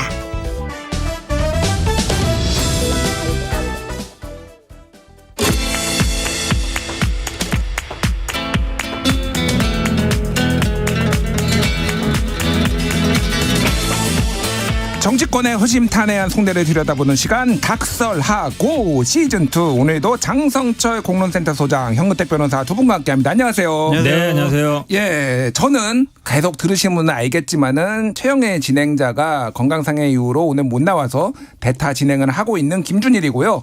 예, 두 분 반갑습니다. 네, 안녕하세요. 오늘 뭐 다른 방송에서 자주 뵈었는데 이렇게 뵈니까 굉장히 어색하네요. 이쪽으로 앉아서 같이 그러니까 패널로 해가지고 그러니까 장 소장님이 좀 부러워하시는 것 같아요. 자리를. 왜냐면 오래 하셔가지고 부러워요. 제가 장 소장님하고 또 친해서 얘기 많이 듣잖아요. 네. 누구를 잘라야지 내가 저 자리에 들어가지 하면서 호시탐탐 노리잖아요. 알고 있어요. 노리고 있어요. 그 내년에 우리 김준일 대표님께서 꼭 배지를 달고 여의도 입성하시길 바랍니다. 뭐 갑자기 뜬금없이 이게 무슨 얘기야? 그러면 또 시사본부도 나에게 또 기회가 올 수도 있고. 진짜? 네. 다 가도 장성철한테는 안 갈 거야 진짜. 동감. 왜냐면 요즘 여기저기서 오히려 저 자리도 위험할 수도 있는데 그러니까. 그런 소리가 많이 들려요. 많이 들려요. 잘라 이런 얘기. 사실은 저도 많이 듣고 있습니다. 예, 자 이제 본격적으로 두 분 현장 법사 현근택 장성철 두 분의 전국 현안 분석 시작해 보도록 하겠습니다. 자, 오늘 두 분께서 저 키워드를 가져오셨는데 이재명 답정 기소 그리고 후쿠시마 멍게 먹게 되나 이렇게 키워드를 꼽아 주셨어요. 먼저 장성철 소장님 가져오신 게 그러면은 어떤 거죠? 이재명 답정 기소. 답이 정해져 있었던 거죠. 기소는 하겠다라고. 기소는 계속 뭐 예정된 수순이었으니까. 그것이 이제 현실화가 된 부분에 대해서 오늘 좀 짚어보죠. 아니 그런데 답정 기소가 좋은 의미로 가져오신 거예요? 안 좋은 의미로 가져오신 거예요? 이재명 당대표가 먼저 이 단어를 쓰면서 얘기를 했죠. 어차피 예정된 수순이었고 나는 그렇게 될 거라고 생각을 하고 있었다. 그런데 검찰로서도 같은 입장일 거예요. 어차피 우리가 수사한 거 기소하려고 수사했지 봐주려고 수사했겠냐. 서로 같은 말을 하고 있다라고 말씀드려요. 알겠습니다. 먼저 그러면은 이재명 대표 목소리 한번 들어보고 본격적으로 평론해 보겠습니다. 네. 답정 기소입니다. 이미 정해놓고 기소하기로 했던 검찰이 다만 시간을 지연하고 온갖 압수수색 쇼, 체포영장 쇼를 벌이면서 시간을 끌고 정치적으로 활용하다가 이제 그 정해진 답대로 기소한 것입니다. 전혀 놀랄 일도 아닙니다. 지금 검찰의 사건 조작이 저비가경입니다. 쌍방울 사건 관련해서도 계속 이상한 주장들과 또 언론의 왜곡 보도들 사례들이 계속 드러나고 있습니다. 정해진 기소였지만 법정에서 진실을 가리기 위해서 최선을 다할 것이고 결국 명명백백하게 진실이 드러날 것이라고 믿습니다. 자, 이재명 대표의 어제 발언 들으셨는데요. 저는 궁금한 게 동의하시는 부분이 있고 동의 못하는 부분이 있을 것 같아요. 이재명 대표의 발언에. 답정 기소는 동의를 하는데. 답정 기소는 동의한다. 검찰의 사건 조작. 이거는 좀 동의하기가 어려워요. 그러니까 지속적으로 이재명 당대표는 검찰의 조작 왜곡 조작 수사 때문에 제가 어려움을 겪고 있습니다. 지지자 여러분 저를 지켜주세요. 이런 입장이잖아요. 네. 그렇게 조작 수사를 하는데 이 사건과 관련된 많은 분들이 좀 4분, 5분 이렇게 극단적인 선택을 하고 얼마 전에 또 비서실장 했던 분도 극단적인 선택을 했잖아요.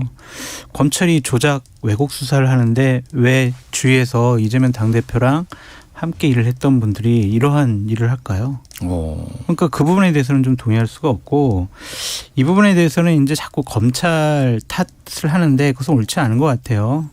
어쨌든 본인은 억울하다라고 생각을 하는 것 같지만 일단 드러난 혐의만 봐도 이거는 도저히 기소가 안 할 수가 없다라는 좀 생각이 드는데 검찰이 좀 수사를 좀 미진하게 한 부분은 있는 것 같습니다. 뭐 공소를 안 한 것이 2가지 부분에서 있잖아요. 그런 부분 뭐 추후에 기소를 한다고 수사를 해서 기소를 한다고 얘기를 했고요. 그러니까 이런 부분에 대해서 자꾸 정치적인 용어로 검찰을 공격하는 것은 좀 옳지 않다라고 말씀드립니다. 정치적 용어로 검찰을 공격했다 이렇게 말씀하셨는데 현근택 변호사님의 입장은 좀 다를 것 같아요. 자, 검찰의 사건 조작 맞습니까? 어떻게 들으셨어요? 아니 이 사건이 수사가 벌써 1년 6개월 동안 한 거예요. 그리고 지금 이제 이번에 기소한 거의 핵심이 이제 배임인데 배임 우리 뭐 진짜 수천 번 얘기해서 더 얘기도 하기 싫은데 이번에 프레임은 약간 달라요. 금액 산정 방식이. 한마디로 얘기하면 70%를 가져와야 되는데 그래도 못 가져왔다. 근데 70%냐 30%냐 얘기할 때는 이제 수익으로 비율로 갖고 오기로 했는데 보통 공무원이나 이런 분들은 고정으로 갖고 오기로 원한 거기 때문에 고정으로 갖고 온 거거든요. 근데 이제 거기에서 차이가 크고 고정금리냐 변동금리냐 약간 이런 느낌인 거죠. 그러니까. 왜냐하면 7대 3이냐 아니면은 뭐 내가 확정으로 얼마냐 이런 건데 결국은 그 얘기하던 거 7대 3이냐 6대 4다 얘기하는 그 70%를 확보해야 된다는 걸 전제를 하고 있어요. 그러다 보니까 배임액이 계속 지금 달라지는 거잖아요. 이번에는 배임액이 뭐 거의 4,800억 잡았던데 이거 계속 늘어왔어요. 계산할 때마다 다른 건데. 그러면 가장 중요한 게 배임을 왜 했느냐. 그 동기가 중요한 거잖아요. 지금은 만약에 예를 들어서 뇌물 약속 428억이 들어있으면 나중에 돈 받으려고 했나 보다. 이렇게 가져갈 수 있는데 동기가 없다 보니까 지금은 동기가 이제 정치적인 이익 본인의 실적, 업적 뭐 이렇게 가고 있는 거잖아요. 근데 어떤 뭐 배임 사건이나 뭐 어떤 뇌물 사건 그동안 봐보시면 알겠지만 이 정치적인 이익이라는 건 제3자 뇌물에도 적용되는 겁니다. 본인의 어쨌든 실적을 위한 건데 아니 정치인이 정치적인 실적을 내는 건 너무 당연한 거잖아요. 근데 이거를 만약에 배임이나 제3자 뇌물로 보면 윤석열 대통령이 이번에 본인은 어쨌든 정치적인 실적이라고 하니까 일본과의 합의를 해서 기업들한테 돈 받아가지고 제3자 변제를 하겠다는 거잖아요. 이것도 제3자 뇌물 돼요 그러면. 그렇다고요? 네. 아니 저는 변호사 입장에서 이것도 윤석열 대통령도 제3자 뇌물이 안 되고 그러니까 이재명 대표도 안 된다는 얘기예요. 둘 다 안 되지만은 굳이 이재명을 이렇게 걸려면은 이것도 문제 낼 수 있다. 그럼요. 정치적인 본인이 정치적인 목적으로 하는 거잖아요. 그리고 심지어 그 예를 들어서 기업이나 이런 사람들이 돈 낼 의무가 없잖아요. 법적인 의무가 없어요. 그냥 내라고 얘기하는 거지. 그 본인의 이익을 위해서 그 기업들한테 돈 내라고 하는 건 마찬가지잖아요. 구조는 똑같아요. 그러면 그렇게 보면 이 뭐 기소는 제가 보기에 뭐 정해진 수순이었지만 무리다라고 보고 있습니다. 저같이 이제 보수 참칭 입장에서 평론을 하는 사람들로서는 검찰의 이러한 판단이 상당히 좀 안타까운 부분이 있어요. 안타깝다고요? 그러니까 말씀하신 대로 현금으로 428억 약정을 받았어. 이거 받기로 한 거야. 이것에 대한 입증을 못했잖아요. 가장 중요한 부분인데. 굉장히 언론 보도에 많이 나왔고 많이 나왔죠. 그거를 이재명 대표 쪽에서는 언론 플레이다라고 얘기를 해왔어요. 그렇죠. 이재명 대표는 항상 그러잖아요. 내가 이런 한 푼이라도 받은 거 있으면 좀 제발 증명해줘라. 근데 이거를 428로 증명을 못하고 이번에 공소에서 빼버렸단 말이에요. 그리고 김용 부원장이 받았다라고 하는 8억이 넘는 경선 자금, 이런 공직선거법 위반 이것과 관련해서도 이번에 빠졌단 말이에요. 그러니까 제일 중요한 부분들이 좀 빠져 있고 나머지는 뭐 배임, 뇌물 뭐 이런 부분들이란 말이에요. 과연 이게 법률적으로 이재명 당대표를 엮어낼 수가 있을까라는 좀 걱정이 들고 그럼에도 불구하고 정치적으로는 이재명 당대표가 상당히 어려워졌다? 위험도가 높아졌다 볼 수밖에 없죠. 어려워졌다고 보세요? 왜냐하면 뭐 이제 매주 뭐 이제 공직선거법 위반 한 번, 이 사건 한 번에서 매주 법원 나가야 될 거 아니에요. 그때마다 이제 검찰에서 새로운 증거 내세우고 또 다른 증인들이 새로운 진술을 하고 이러면은 그냥 이미지상 그래 이재명 당대표 뭔가 잘못한 것 같아 이런 이미지를 계속 줄 것 같아요 국민들한테. 검찰이 그걸 노린 거 아닐까요? 그런 것 같아요. 아 그래요? 네. 그래 인정하시는 거예요? 이제 그러니까 우리 장 소장님도 이제 보수 참칭 패널이니까 얘기하잖아요. 법적으로는 문제가 없을 것 같은데 없다는 게 아니라 위험도가 좀 그러니까 별거 없는 것 같은데 이제 법정 왔다 갔다 하는 거가 좀 보기 안 좋다. 그러니까 사법 리스크가 아니라 이건 어찌 보면 그냥 이제 정치적인 그건데 이거는요.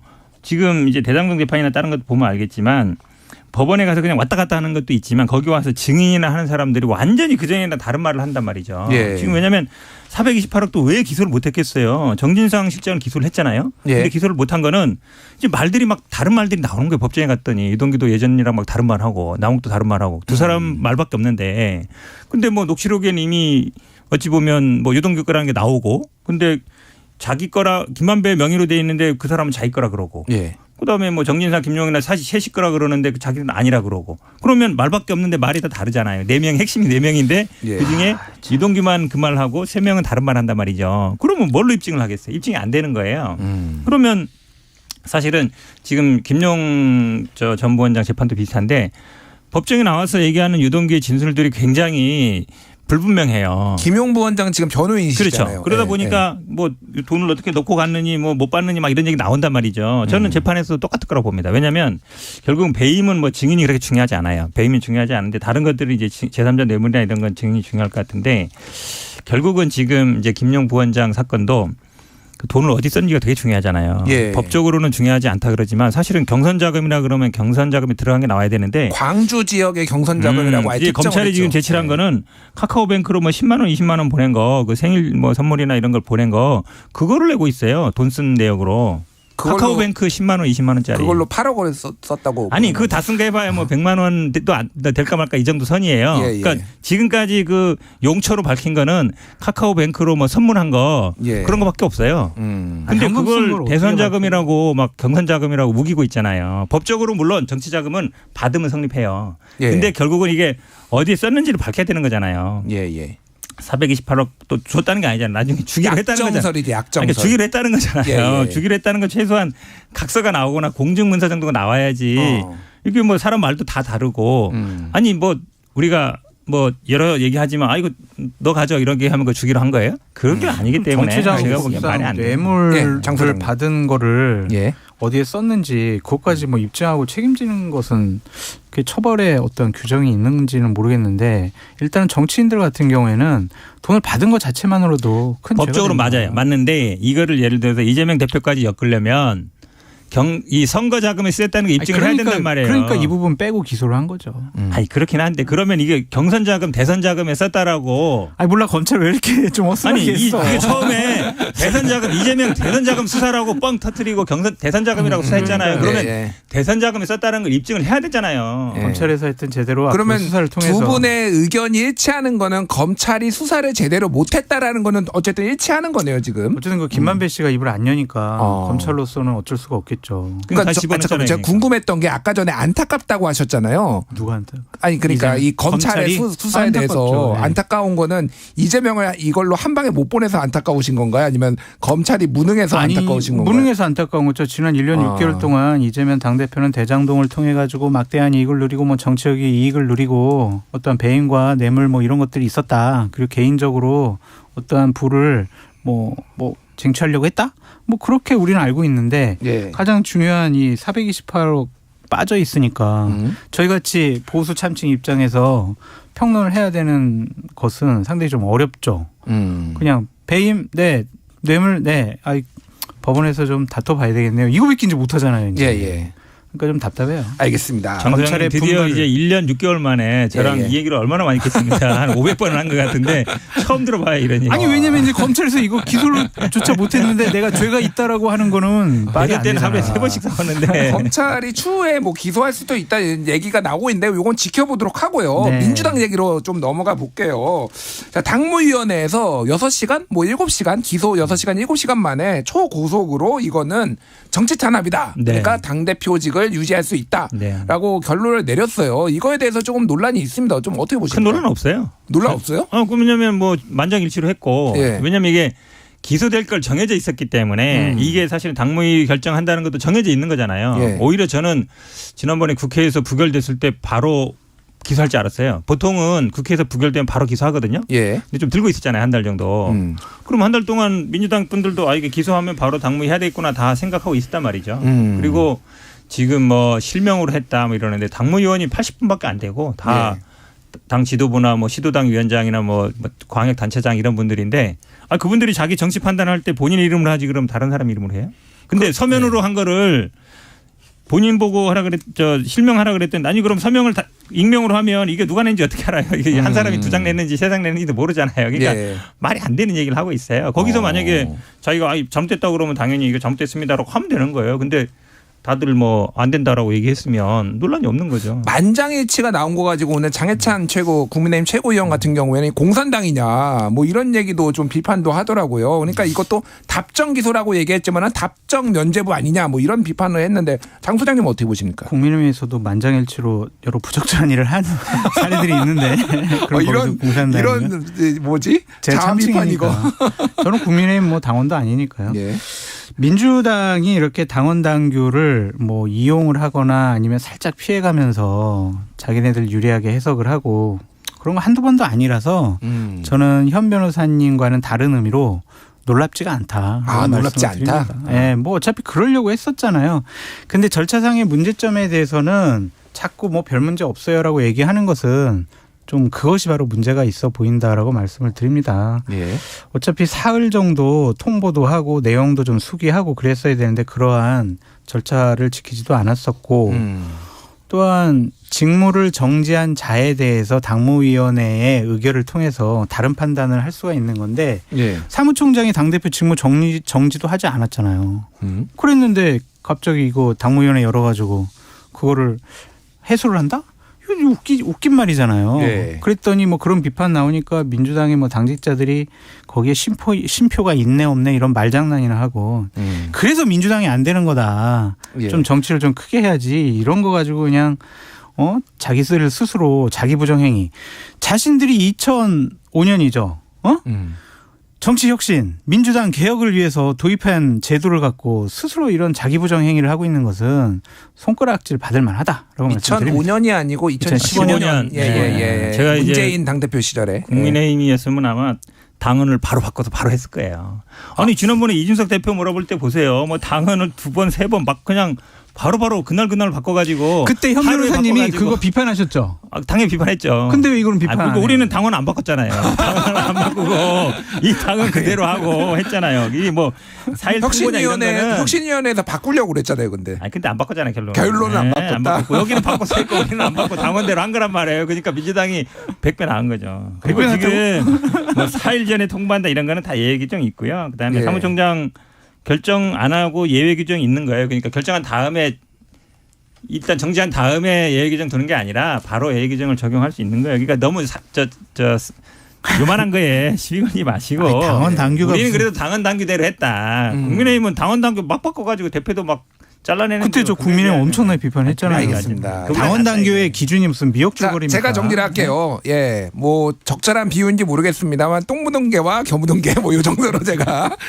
정리를 하고 다음 키워드도 해야 되니까. 아니 근데 이게 하나만 더 말씀드리면 이게 그만 얘기해요? 네. 현 변호사님이 그만 얘기하라니까 곤란하신가 보다. 자, 키워드 두 번째로 가겠습니다. KBS 1라디오 최영일의 시사본부 각설하고 시즌2 함께하고 계신데요. 이번에는 현근택 변호사께서 꼽으신 키워드 가보겠습니다.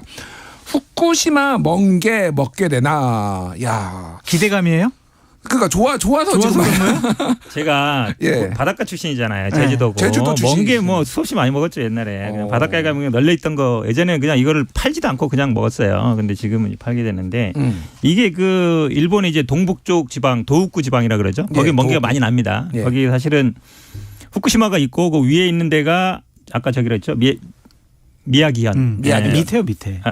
미야기현은 위에고 위에요. 위에고 그 밑에가 지금 아까 이 얘기한 이제 한일 의원연맹 그 회장 누카가 회장이 그 밑에에 있는 그 주위에 이제 국회의원인데 이분이 어쨌든 멍게 자기 지역에서 나는 그 지역에서 나는 멍게 한 70%를 그 동안에 이제 한국에 수입했었는데 수출을 했었는데 못하게 됐잖아요.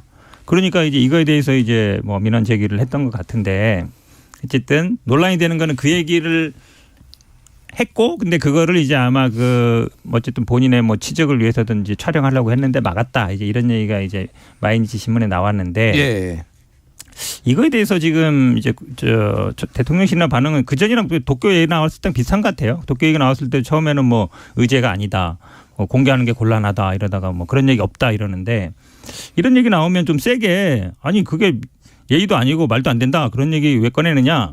공식적으로 항의하고 좀 일본에 이제 정치인들이 언론 플레이 하는 건데 그게 못하게 좀 제재해라 이렇게 딱 외무성에다가 얘기하고 이랬으면 좋겠는데 그런 건 안 하고 계속 뭐 그런 얘기 없었습니다. 뭐 그 말도 안 됩니다. 자꾸 이러는 게 저는 뭐 대통령실 말을 믿고 싶은데 근데 일본에서 계속 디테일하게 나오니까 구체적으로 워딩도 그 의원 거기 있던 의원도 이런 얘기 하잖아요. 아니 뭐 국제 원자력 기구 절차에 따라서 시간이 걸리더라도 이해할 수 있도록 노력하겠다. 라는 얘기를 들어보면 긍정적인 것처럼 들린다 이렇게 해석을 하고 있단 말이죠. 아니, 전략적인 모호성에 입각한 외교적인 화법 얼마나 잘하셨습니까 대통령. 아니 그러면 그 국제 기준에 따라서 판단하겠습니다 이렇게 하면 되는데 시간이 걸리더라도 일본 측이 이해할 수 있도록 노력하겠다. 일본 측이라는 거는 이제 괄호 열고 그렇죠. 생략된 단어고요. 시간이 걸리더라도 노력하겠다는 얘기는 노력하겠다. 수입하겠다는 게 아니라 우리가 수입하지 않는 사실에 대해서 논리적으로 법률적으로 제도적으로 우리가 일본 측의 이해를 구하겠다. 그 말이 돼요 그게?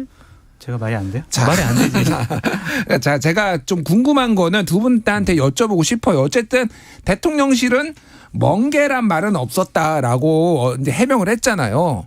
그러니까 일본 언론과 우리나라 대통령실과 어느 쪽의 해명을 좀 그러니까 주장을 좀 더 믿으시나요? 아니 저는 이제 멍게라는 단어는 모르겠지만 이제 수산물이라는 단어는 나왔을 것 같다. 멍게는 아니고 수산물. 그렇죠. 일본에 대한 수산물 지금 어쨌든 후쿠시마 지역에 수산물을 수입할 거냐 말 거냐가 핵심이잖아요. 그 중에 하나가 멍게인 거고.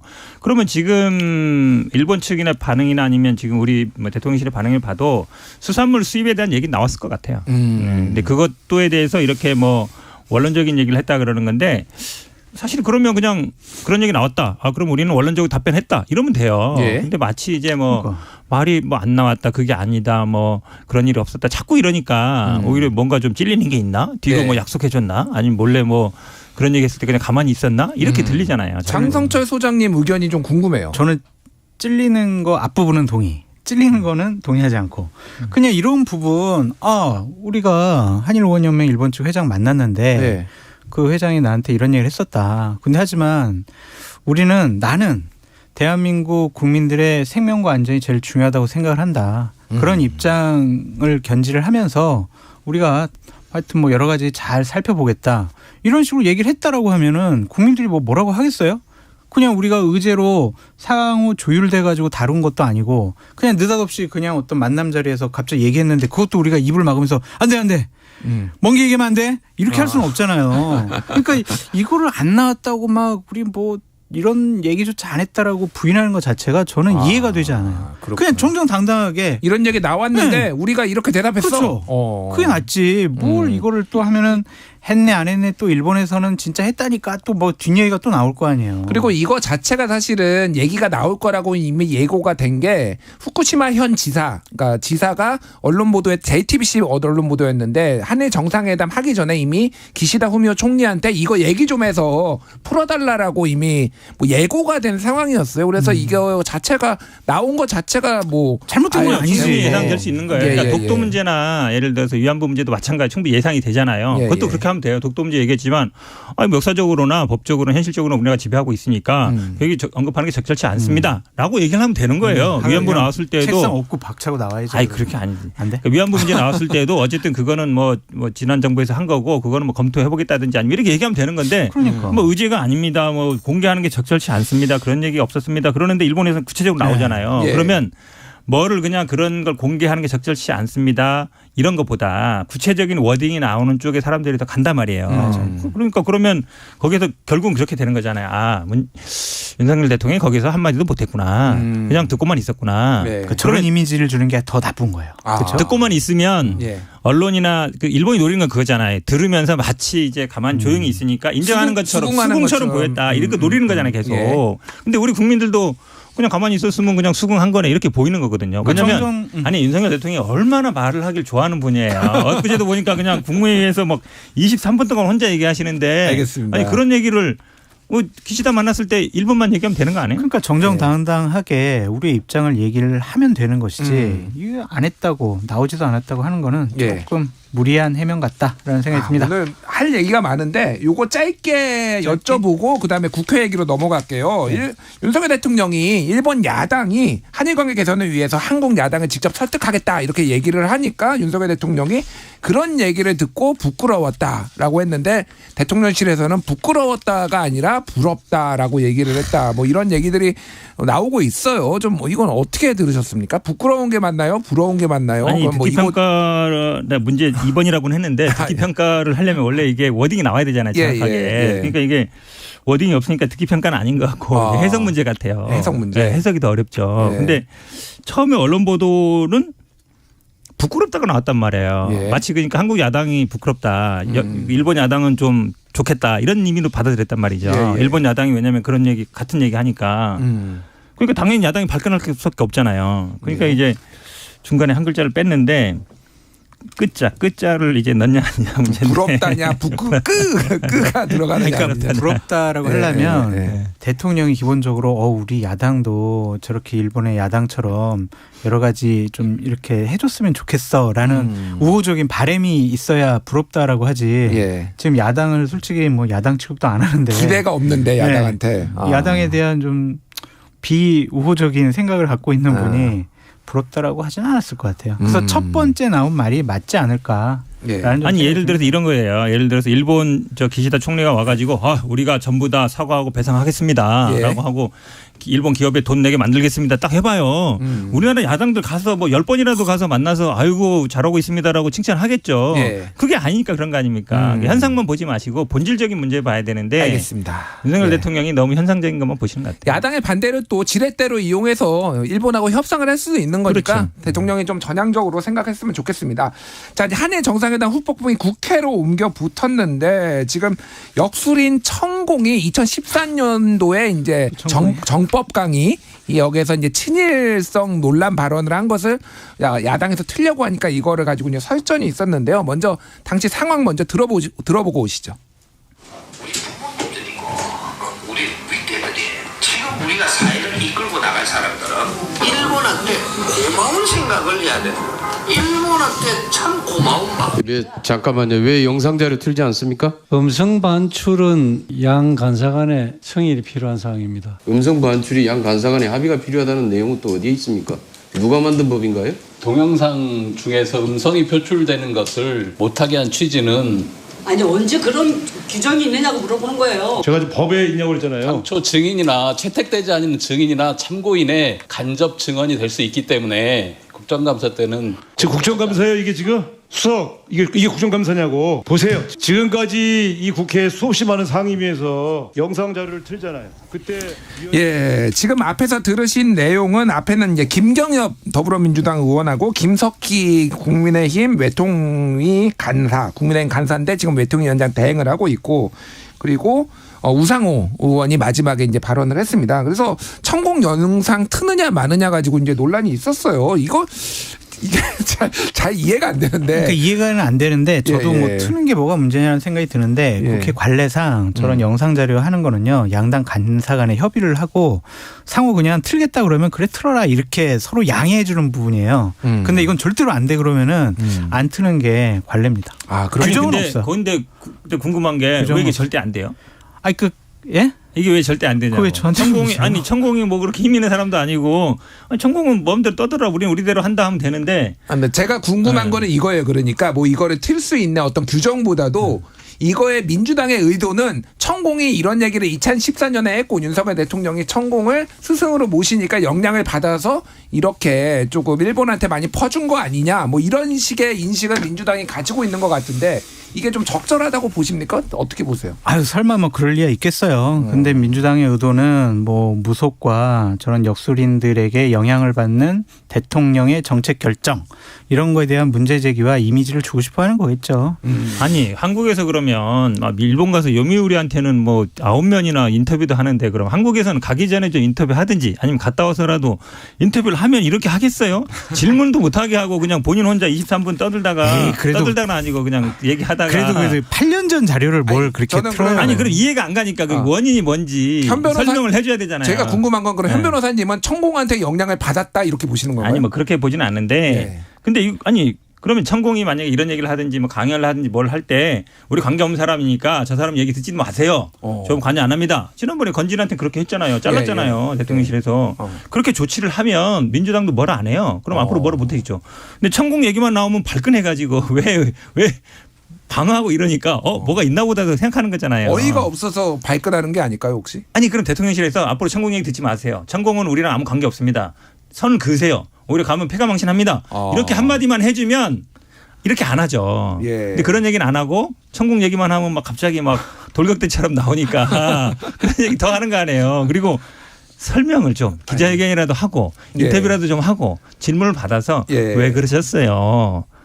질문을 해야 되잖아요. 독도는 얘기했습니까 안 했습니까? 질문을 받으시라고요. 그럼 이러겠냐고요. 알겠습니다. 짧게 10초만 뭐 반박하신 말씀 있으세요? 반박할 건 없는데 예전에 노무현 전 대통령 남북 정상회담 했을 때 당시에 국민의힘 계열의 보수 정당이 남북 정상회의록 다 공개해라, 뭐 국정조사하자 막 그랬을 때 민주당이요. 아니, 정상회담을 이거 하는 게 어디 있냐 하면서 방어했던 당이다라고 말씀드립니다. 알겠습니다. 오늘 여기까지 하겠습니다. KBS 1라디오 최영일의 시사본부, 장성철 공론센터 소장, 현근택 변호사 각설하고 시즌2 함께했습니다. 오늘 두 분 감사합니다. 감사합니다. 고맙습니다. Splish splash, I was taking a bath. Long about a Saturday night. 점심 먹고 유쾌한 시사 디저트 한 입. 최영일의 시사본부. 자, 경제를 알기 쉽게 풀어보는 경제본부 시간입니다. KBS 보도본부 오수호 기자 나와 있습니다. 오 기자님 안녕하세요. 안녕하세요. 예, 자, 애플 얘기부터 좀 해야 될 것 같아요. 애플이 아이폰으로 간편 결제를 할 수 있는 애플페이 서비스를 최근 한국에서 이제 시작을 했어요. 근데 이게 도입된 지는 다른 나라에 도입된 지는 굉장히 오래됐다고요. 그게 해외에서 2014년부터 서비스가 됐는데 2014년이면 9년 전이네요. 그렇죠. 근데 왜 한국은 이제 들어왔죠? 여러 가지 이유가 이제 뭐 추정하는데 애플 마음이니까. 근데 국내에서는 이제 단말기가 좀 많이 없었고 수수료를 좀 카드사에 많이 요구하고 또 우리나라는 또 삼성 휴대폰 비중이 높다 보니까 좀 별로 그렇게 적극적으로 추진을 안 하다가 최근에 현대카드하고 손을 잡으면서 국내에서 서비스를 시작을 했습니다.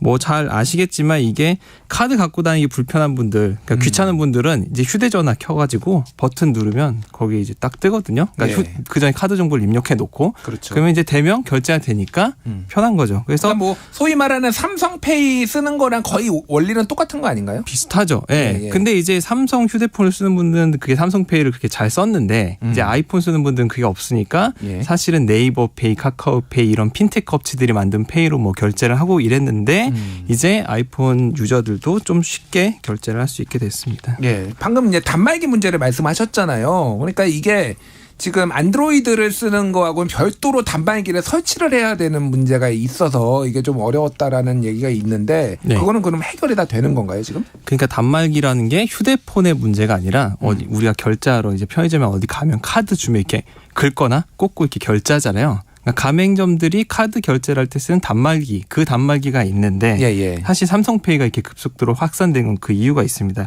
지금이야 이제 결제하면 이렇게 딱 꽂아서 IC 칩을 인식해서 결제를 하잖아요. 보안 문제 때문에 이게 긁는 방식은 마그네틱 자석이라 되게 취약하거든요. 그렇죠. 그걸 바꾼 지 좀 됐는데 사실 그 예전에 이제 음식점이나 이런데 가맹점들 보면 과거 그 단말기를 갖고 있는 경우가 많아요. 이거를 새로 돈을 주고 사야 되니까 본인이. 근데 삼성페이는 뭐냐면 거기서 신호를 이 자성으로 바꿔가지고 되면 이 카드 마그네틱 자석 방식으로 긁는 방식. 그 단말기도 결제를 할 수 있게 했어요. 그러다 보니까 삼성페이는 되게 쉽게 썼거든요. 근데 이제 애플은 그런 방식은 아닙니다. 그래서 근거리 무선통신이라고 NFC라고 하는데 우리 그 교통카드 되듯이 그 방식을 이용한 이제 단말기만 쓸 수가 있습니다. 그렇다 보니까 이건 이제 최신 단말기니까 쓸 수 있는 데가 그 전에 이제 가맹점들이 나는 필요 없다고 하면 이제 바꾸지 않은 곳들이 많잖아요. 그래서 일단 편의점은 대부분 결제가 되는데 백화점은 현대, 롯데만 되고 신세계는 일단 빠졌고요. 마트도 이마트는 빠지고 이제 홈플러스 등만 되고 그렇게 해서 한번 따져보니까 전국의 가맹점 10곳 중에서 한 곳 정도만 지금 애플페이를 좀 쓸 수가 있습니다.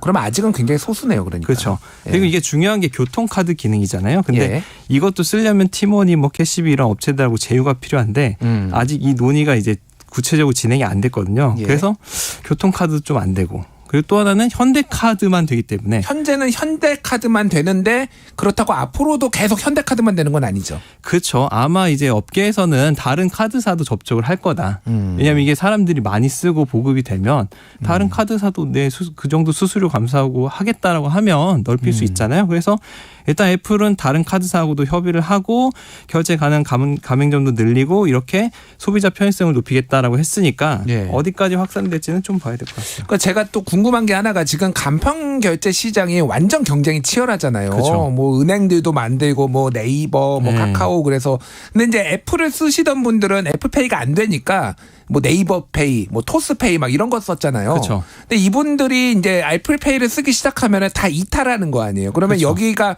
타격을 좀 많이 입지 않나요? 그래서 어쨌든 그런 거를 좀 벌충하기 위해서 지금 휴대전화 경쟁 업체인 삼성전자 그리고 결제 경쟁 관계가 될 수 있는 네이버 카카오페이가 약간 손을 잡고 있습니다. 일단 네이버페이는 손을 잡기로 했고요. 카카오페이는 이제 추진 중인 걸로 알려졌는데 일단 네이버페이는 이제 삼성페이를 이용한 사람이 네이버 스마트 스토어 같은 이 온라인 결제할 때 삼성페이를 별도로 그걸 간편 결제에 추가해서 그냥 삼성페이로 결제를 하면 되고요. 그럼 반대로 삼성페이로 결제가 가능한 가맹점에서는 네이버페이를 쓸 수 있다. 서로의 장점을 이렇게 윈윈하게 만든 거죠. 네이버 결제할 때는 삼성페이를 쉽게 쓸 수 있게 하고 오프라인 이제 일반 가게에서는 네이버페이를 좀 쓸 수 있게 하고 아마 카카오도 이런 비슷한 방식으로 협업을 하지 않을까 싶습니다. 그렇군요. 알겠습니다. 지금 어쨌든 아이폰 점유율이 대략 뭐 한 5분의 1 정도라고 보면은 이게 무시할 수 있는 숫자는 아니죠. 그 점유율은 아니잖아요. 그러면은 이제 앞으로 이게 애플페이가 확대될수록 뭐 좀 더 경쟁이 치열해지고 뭐 이렇게 소비자 편익이 좀 뭐 더 많아진다 이렇게 봐야 될까요? 지난해 상반기 자료를 보니까요. 우리가 간편 결제로 하루에 쓰는 돈이 한 7,231억 원이나 된답니다. 근데 네이버 카카오톡스, 네카토라고 하는데 여기가 절반 정도고요. 그다음에 KB페이, 신한페이 같은 금융사가 26, 그리고 삼성페이가 23% 이렇게 이제 나눠져 있는데 한 시장조사 업체는 전망이긴 합니다만 내년까지 애플페이가 이게 한 15% 정도 될 것 같다 이렇게 전망하고 있습니다. 왜냐하면 2030 젊은 층 세대가 많기 때문이고 아마 이게 확산되면 프랜차이즈 일단 영세 음식점 말고 프랜차이즈 우리가 아는 뭐 패스트푸드인지 이런 데가 좀 적극적으로 이제 해서 늘릴 가능성이 있고요. 그래서 지금 아이폰 유저가 한 1280만 명 되는데 올해 말까지 한 700만 명 정도 이용할 것 같다. 일단 첫날은 100만 명이 이제 개통했다고 현대카드에서 밝혔거든요. 예. 그런데 이게 과연 휴대전화 시장까지 판도를 흔들 거냐? 그건 아닐 것 같다. 이것 때문에 핸드폰을 바꾸진 않을 거라 지금 말씀하신 대로 아이폰 22%인데 예. 내년에 23%, 뭐 내후년에 24.5% 조금 늘어날 거다. 그렇게 보고 있습니다. 알겠습니다. 뭐 이거 어떻게 시장에 영향을 미칠지 좀 지켜보도록 하고요. 다음 주제로 넘어가겠습니다. 실리콘밸리 은행 최근에 이제 뱅크런으로 여러 가지 이제 뭐 논란이 있었는데 지금 우리나라에서도 요 사태를 보면서 예금 보호 한도를 높이자는 의견이 나오고 있는데 현재는 지금 5천만 원이죠. 그렇죠. 예. 이게 처음 도입된 게 1997년이더라고요. 외환위기. 예, 그러니까 그때 2천만 원이었다가 터지고 이걸 무제한도로 보장을 해줬다가 이게 도덕적 해이 문제도 있고 그래서 다시 2천만 원을 했다가 2001년에 5천만 원 늘렸고 예. 그대로 22년 동안 이제 그대로. 22년 동안 아파트 값은 한 10배 찐 것 같은데 이거는 그대로네요. 이게 다른 나라가 어느 정도 금액인지 좀 궁금해요. 주요 선진국들은 한국과 비교했을 때 좀 높은 편입니까? 낮은 편입니까? 많이 높습니다. 많이 미국은 높아요? 25만 달러니까 오늘 환율로 보면 한 3억 2천만 원 정도 되고 3억이 넘네요. EU는 1억 4천만 원, 영국 1억 3천만 원, 일본 9,800만 원 정도로 한 1억 원 정도 다 넘습니다. 1인당 GDP로 비교를 해도 좀 차이가 너무 큰데요. 그럼 한국하고? 이게 예금자 보호법을 보니까 이게 대통령령으로 이 한도를 조정할 수 있더라고요. 법을 고치는 게 아니라. 그럼 대통령이 결단하면 되는 건가요?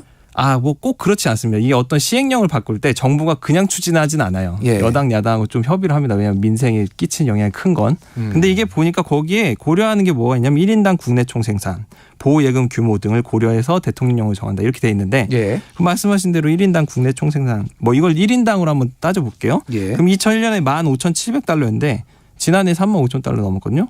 그러니까 사실 1인당 GDP만 봐도 이게 2배 이상 늘었잖아요. 2.2배 정도 됐네요. 그렇죠. 그렇기 때문에 이게 좀 높여야 된다. 그래서 야당인 더불어민주당은 이걸 한도를 1억 원으로 늘리자라고 하고 있고 뭐 여당도 그 성일종 정책위 의장이 최근에 이 한도를 늘릴 필요가 있다라고 언급을 했기 때문에 뭐 높이는 거에 대해서는 크게 이견 없이 좀 추진이 될 것 같습니다. 5천만 원에서 1억 원 정도로 묶고 더블로가 요 정도로 뭐 이해하면 되는 건가요, 그러면? 근데 금액은 또 모르겠습니다. 이게 금융당국이 생각하는 적정 수준이란 건 또 있으니까요. 그렇기 때문에. 어쨌든 그러면 늘어나는 거는 거의 확실시 되는데 금액은 좀 봐야 된다. 근데 문제는 이게 이제 예금 보호 한도를 늘렸을 때 그러면은 이게 이제 은행이 파산을 하는 경우에는 뱅크런 같은 게 있으면은 금융당국이 부담해야 되는 그 금액이 더 늘어나는 거잖아요. 그렇죠.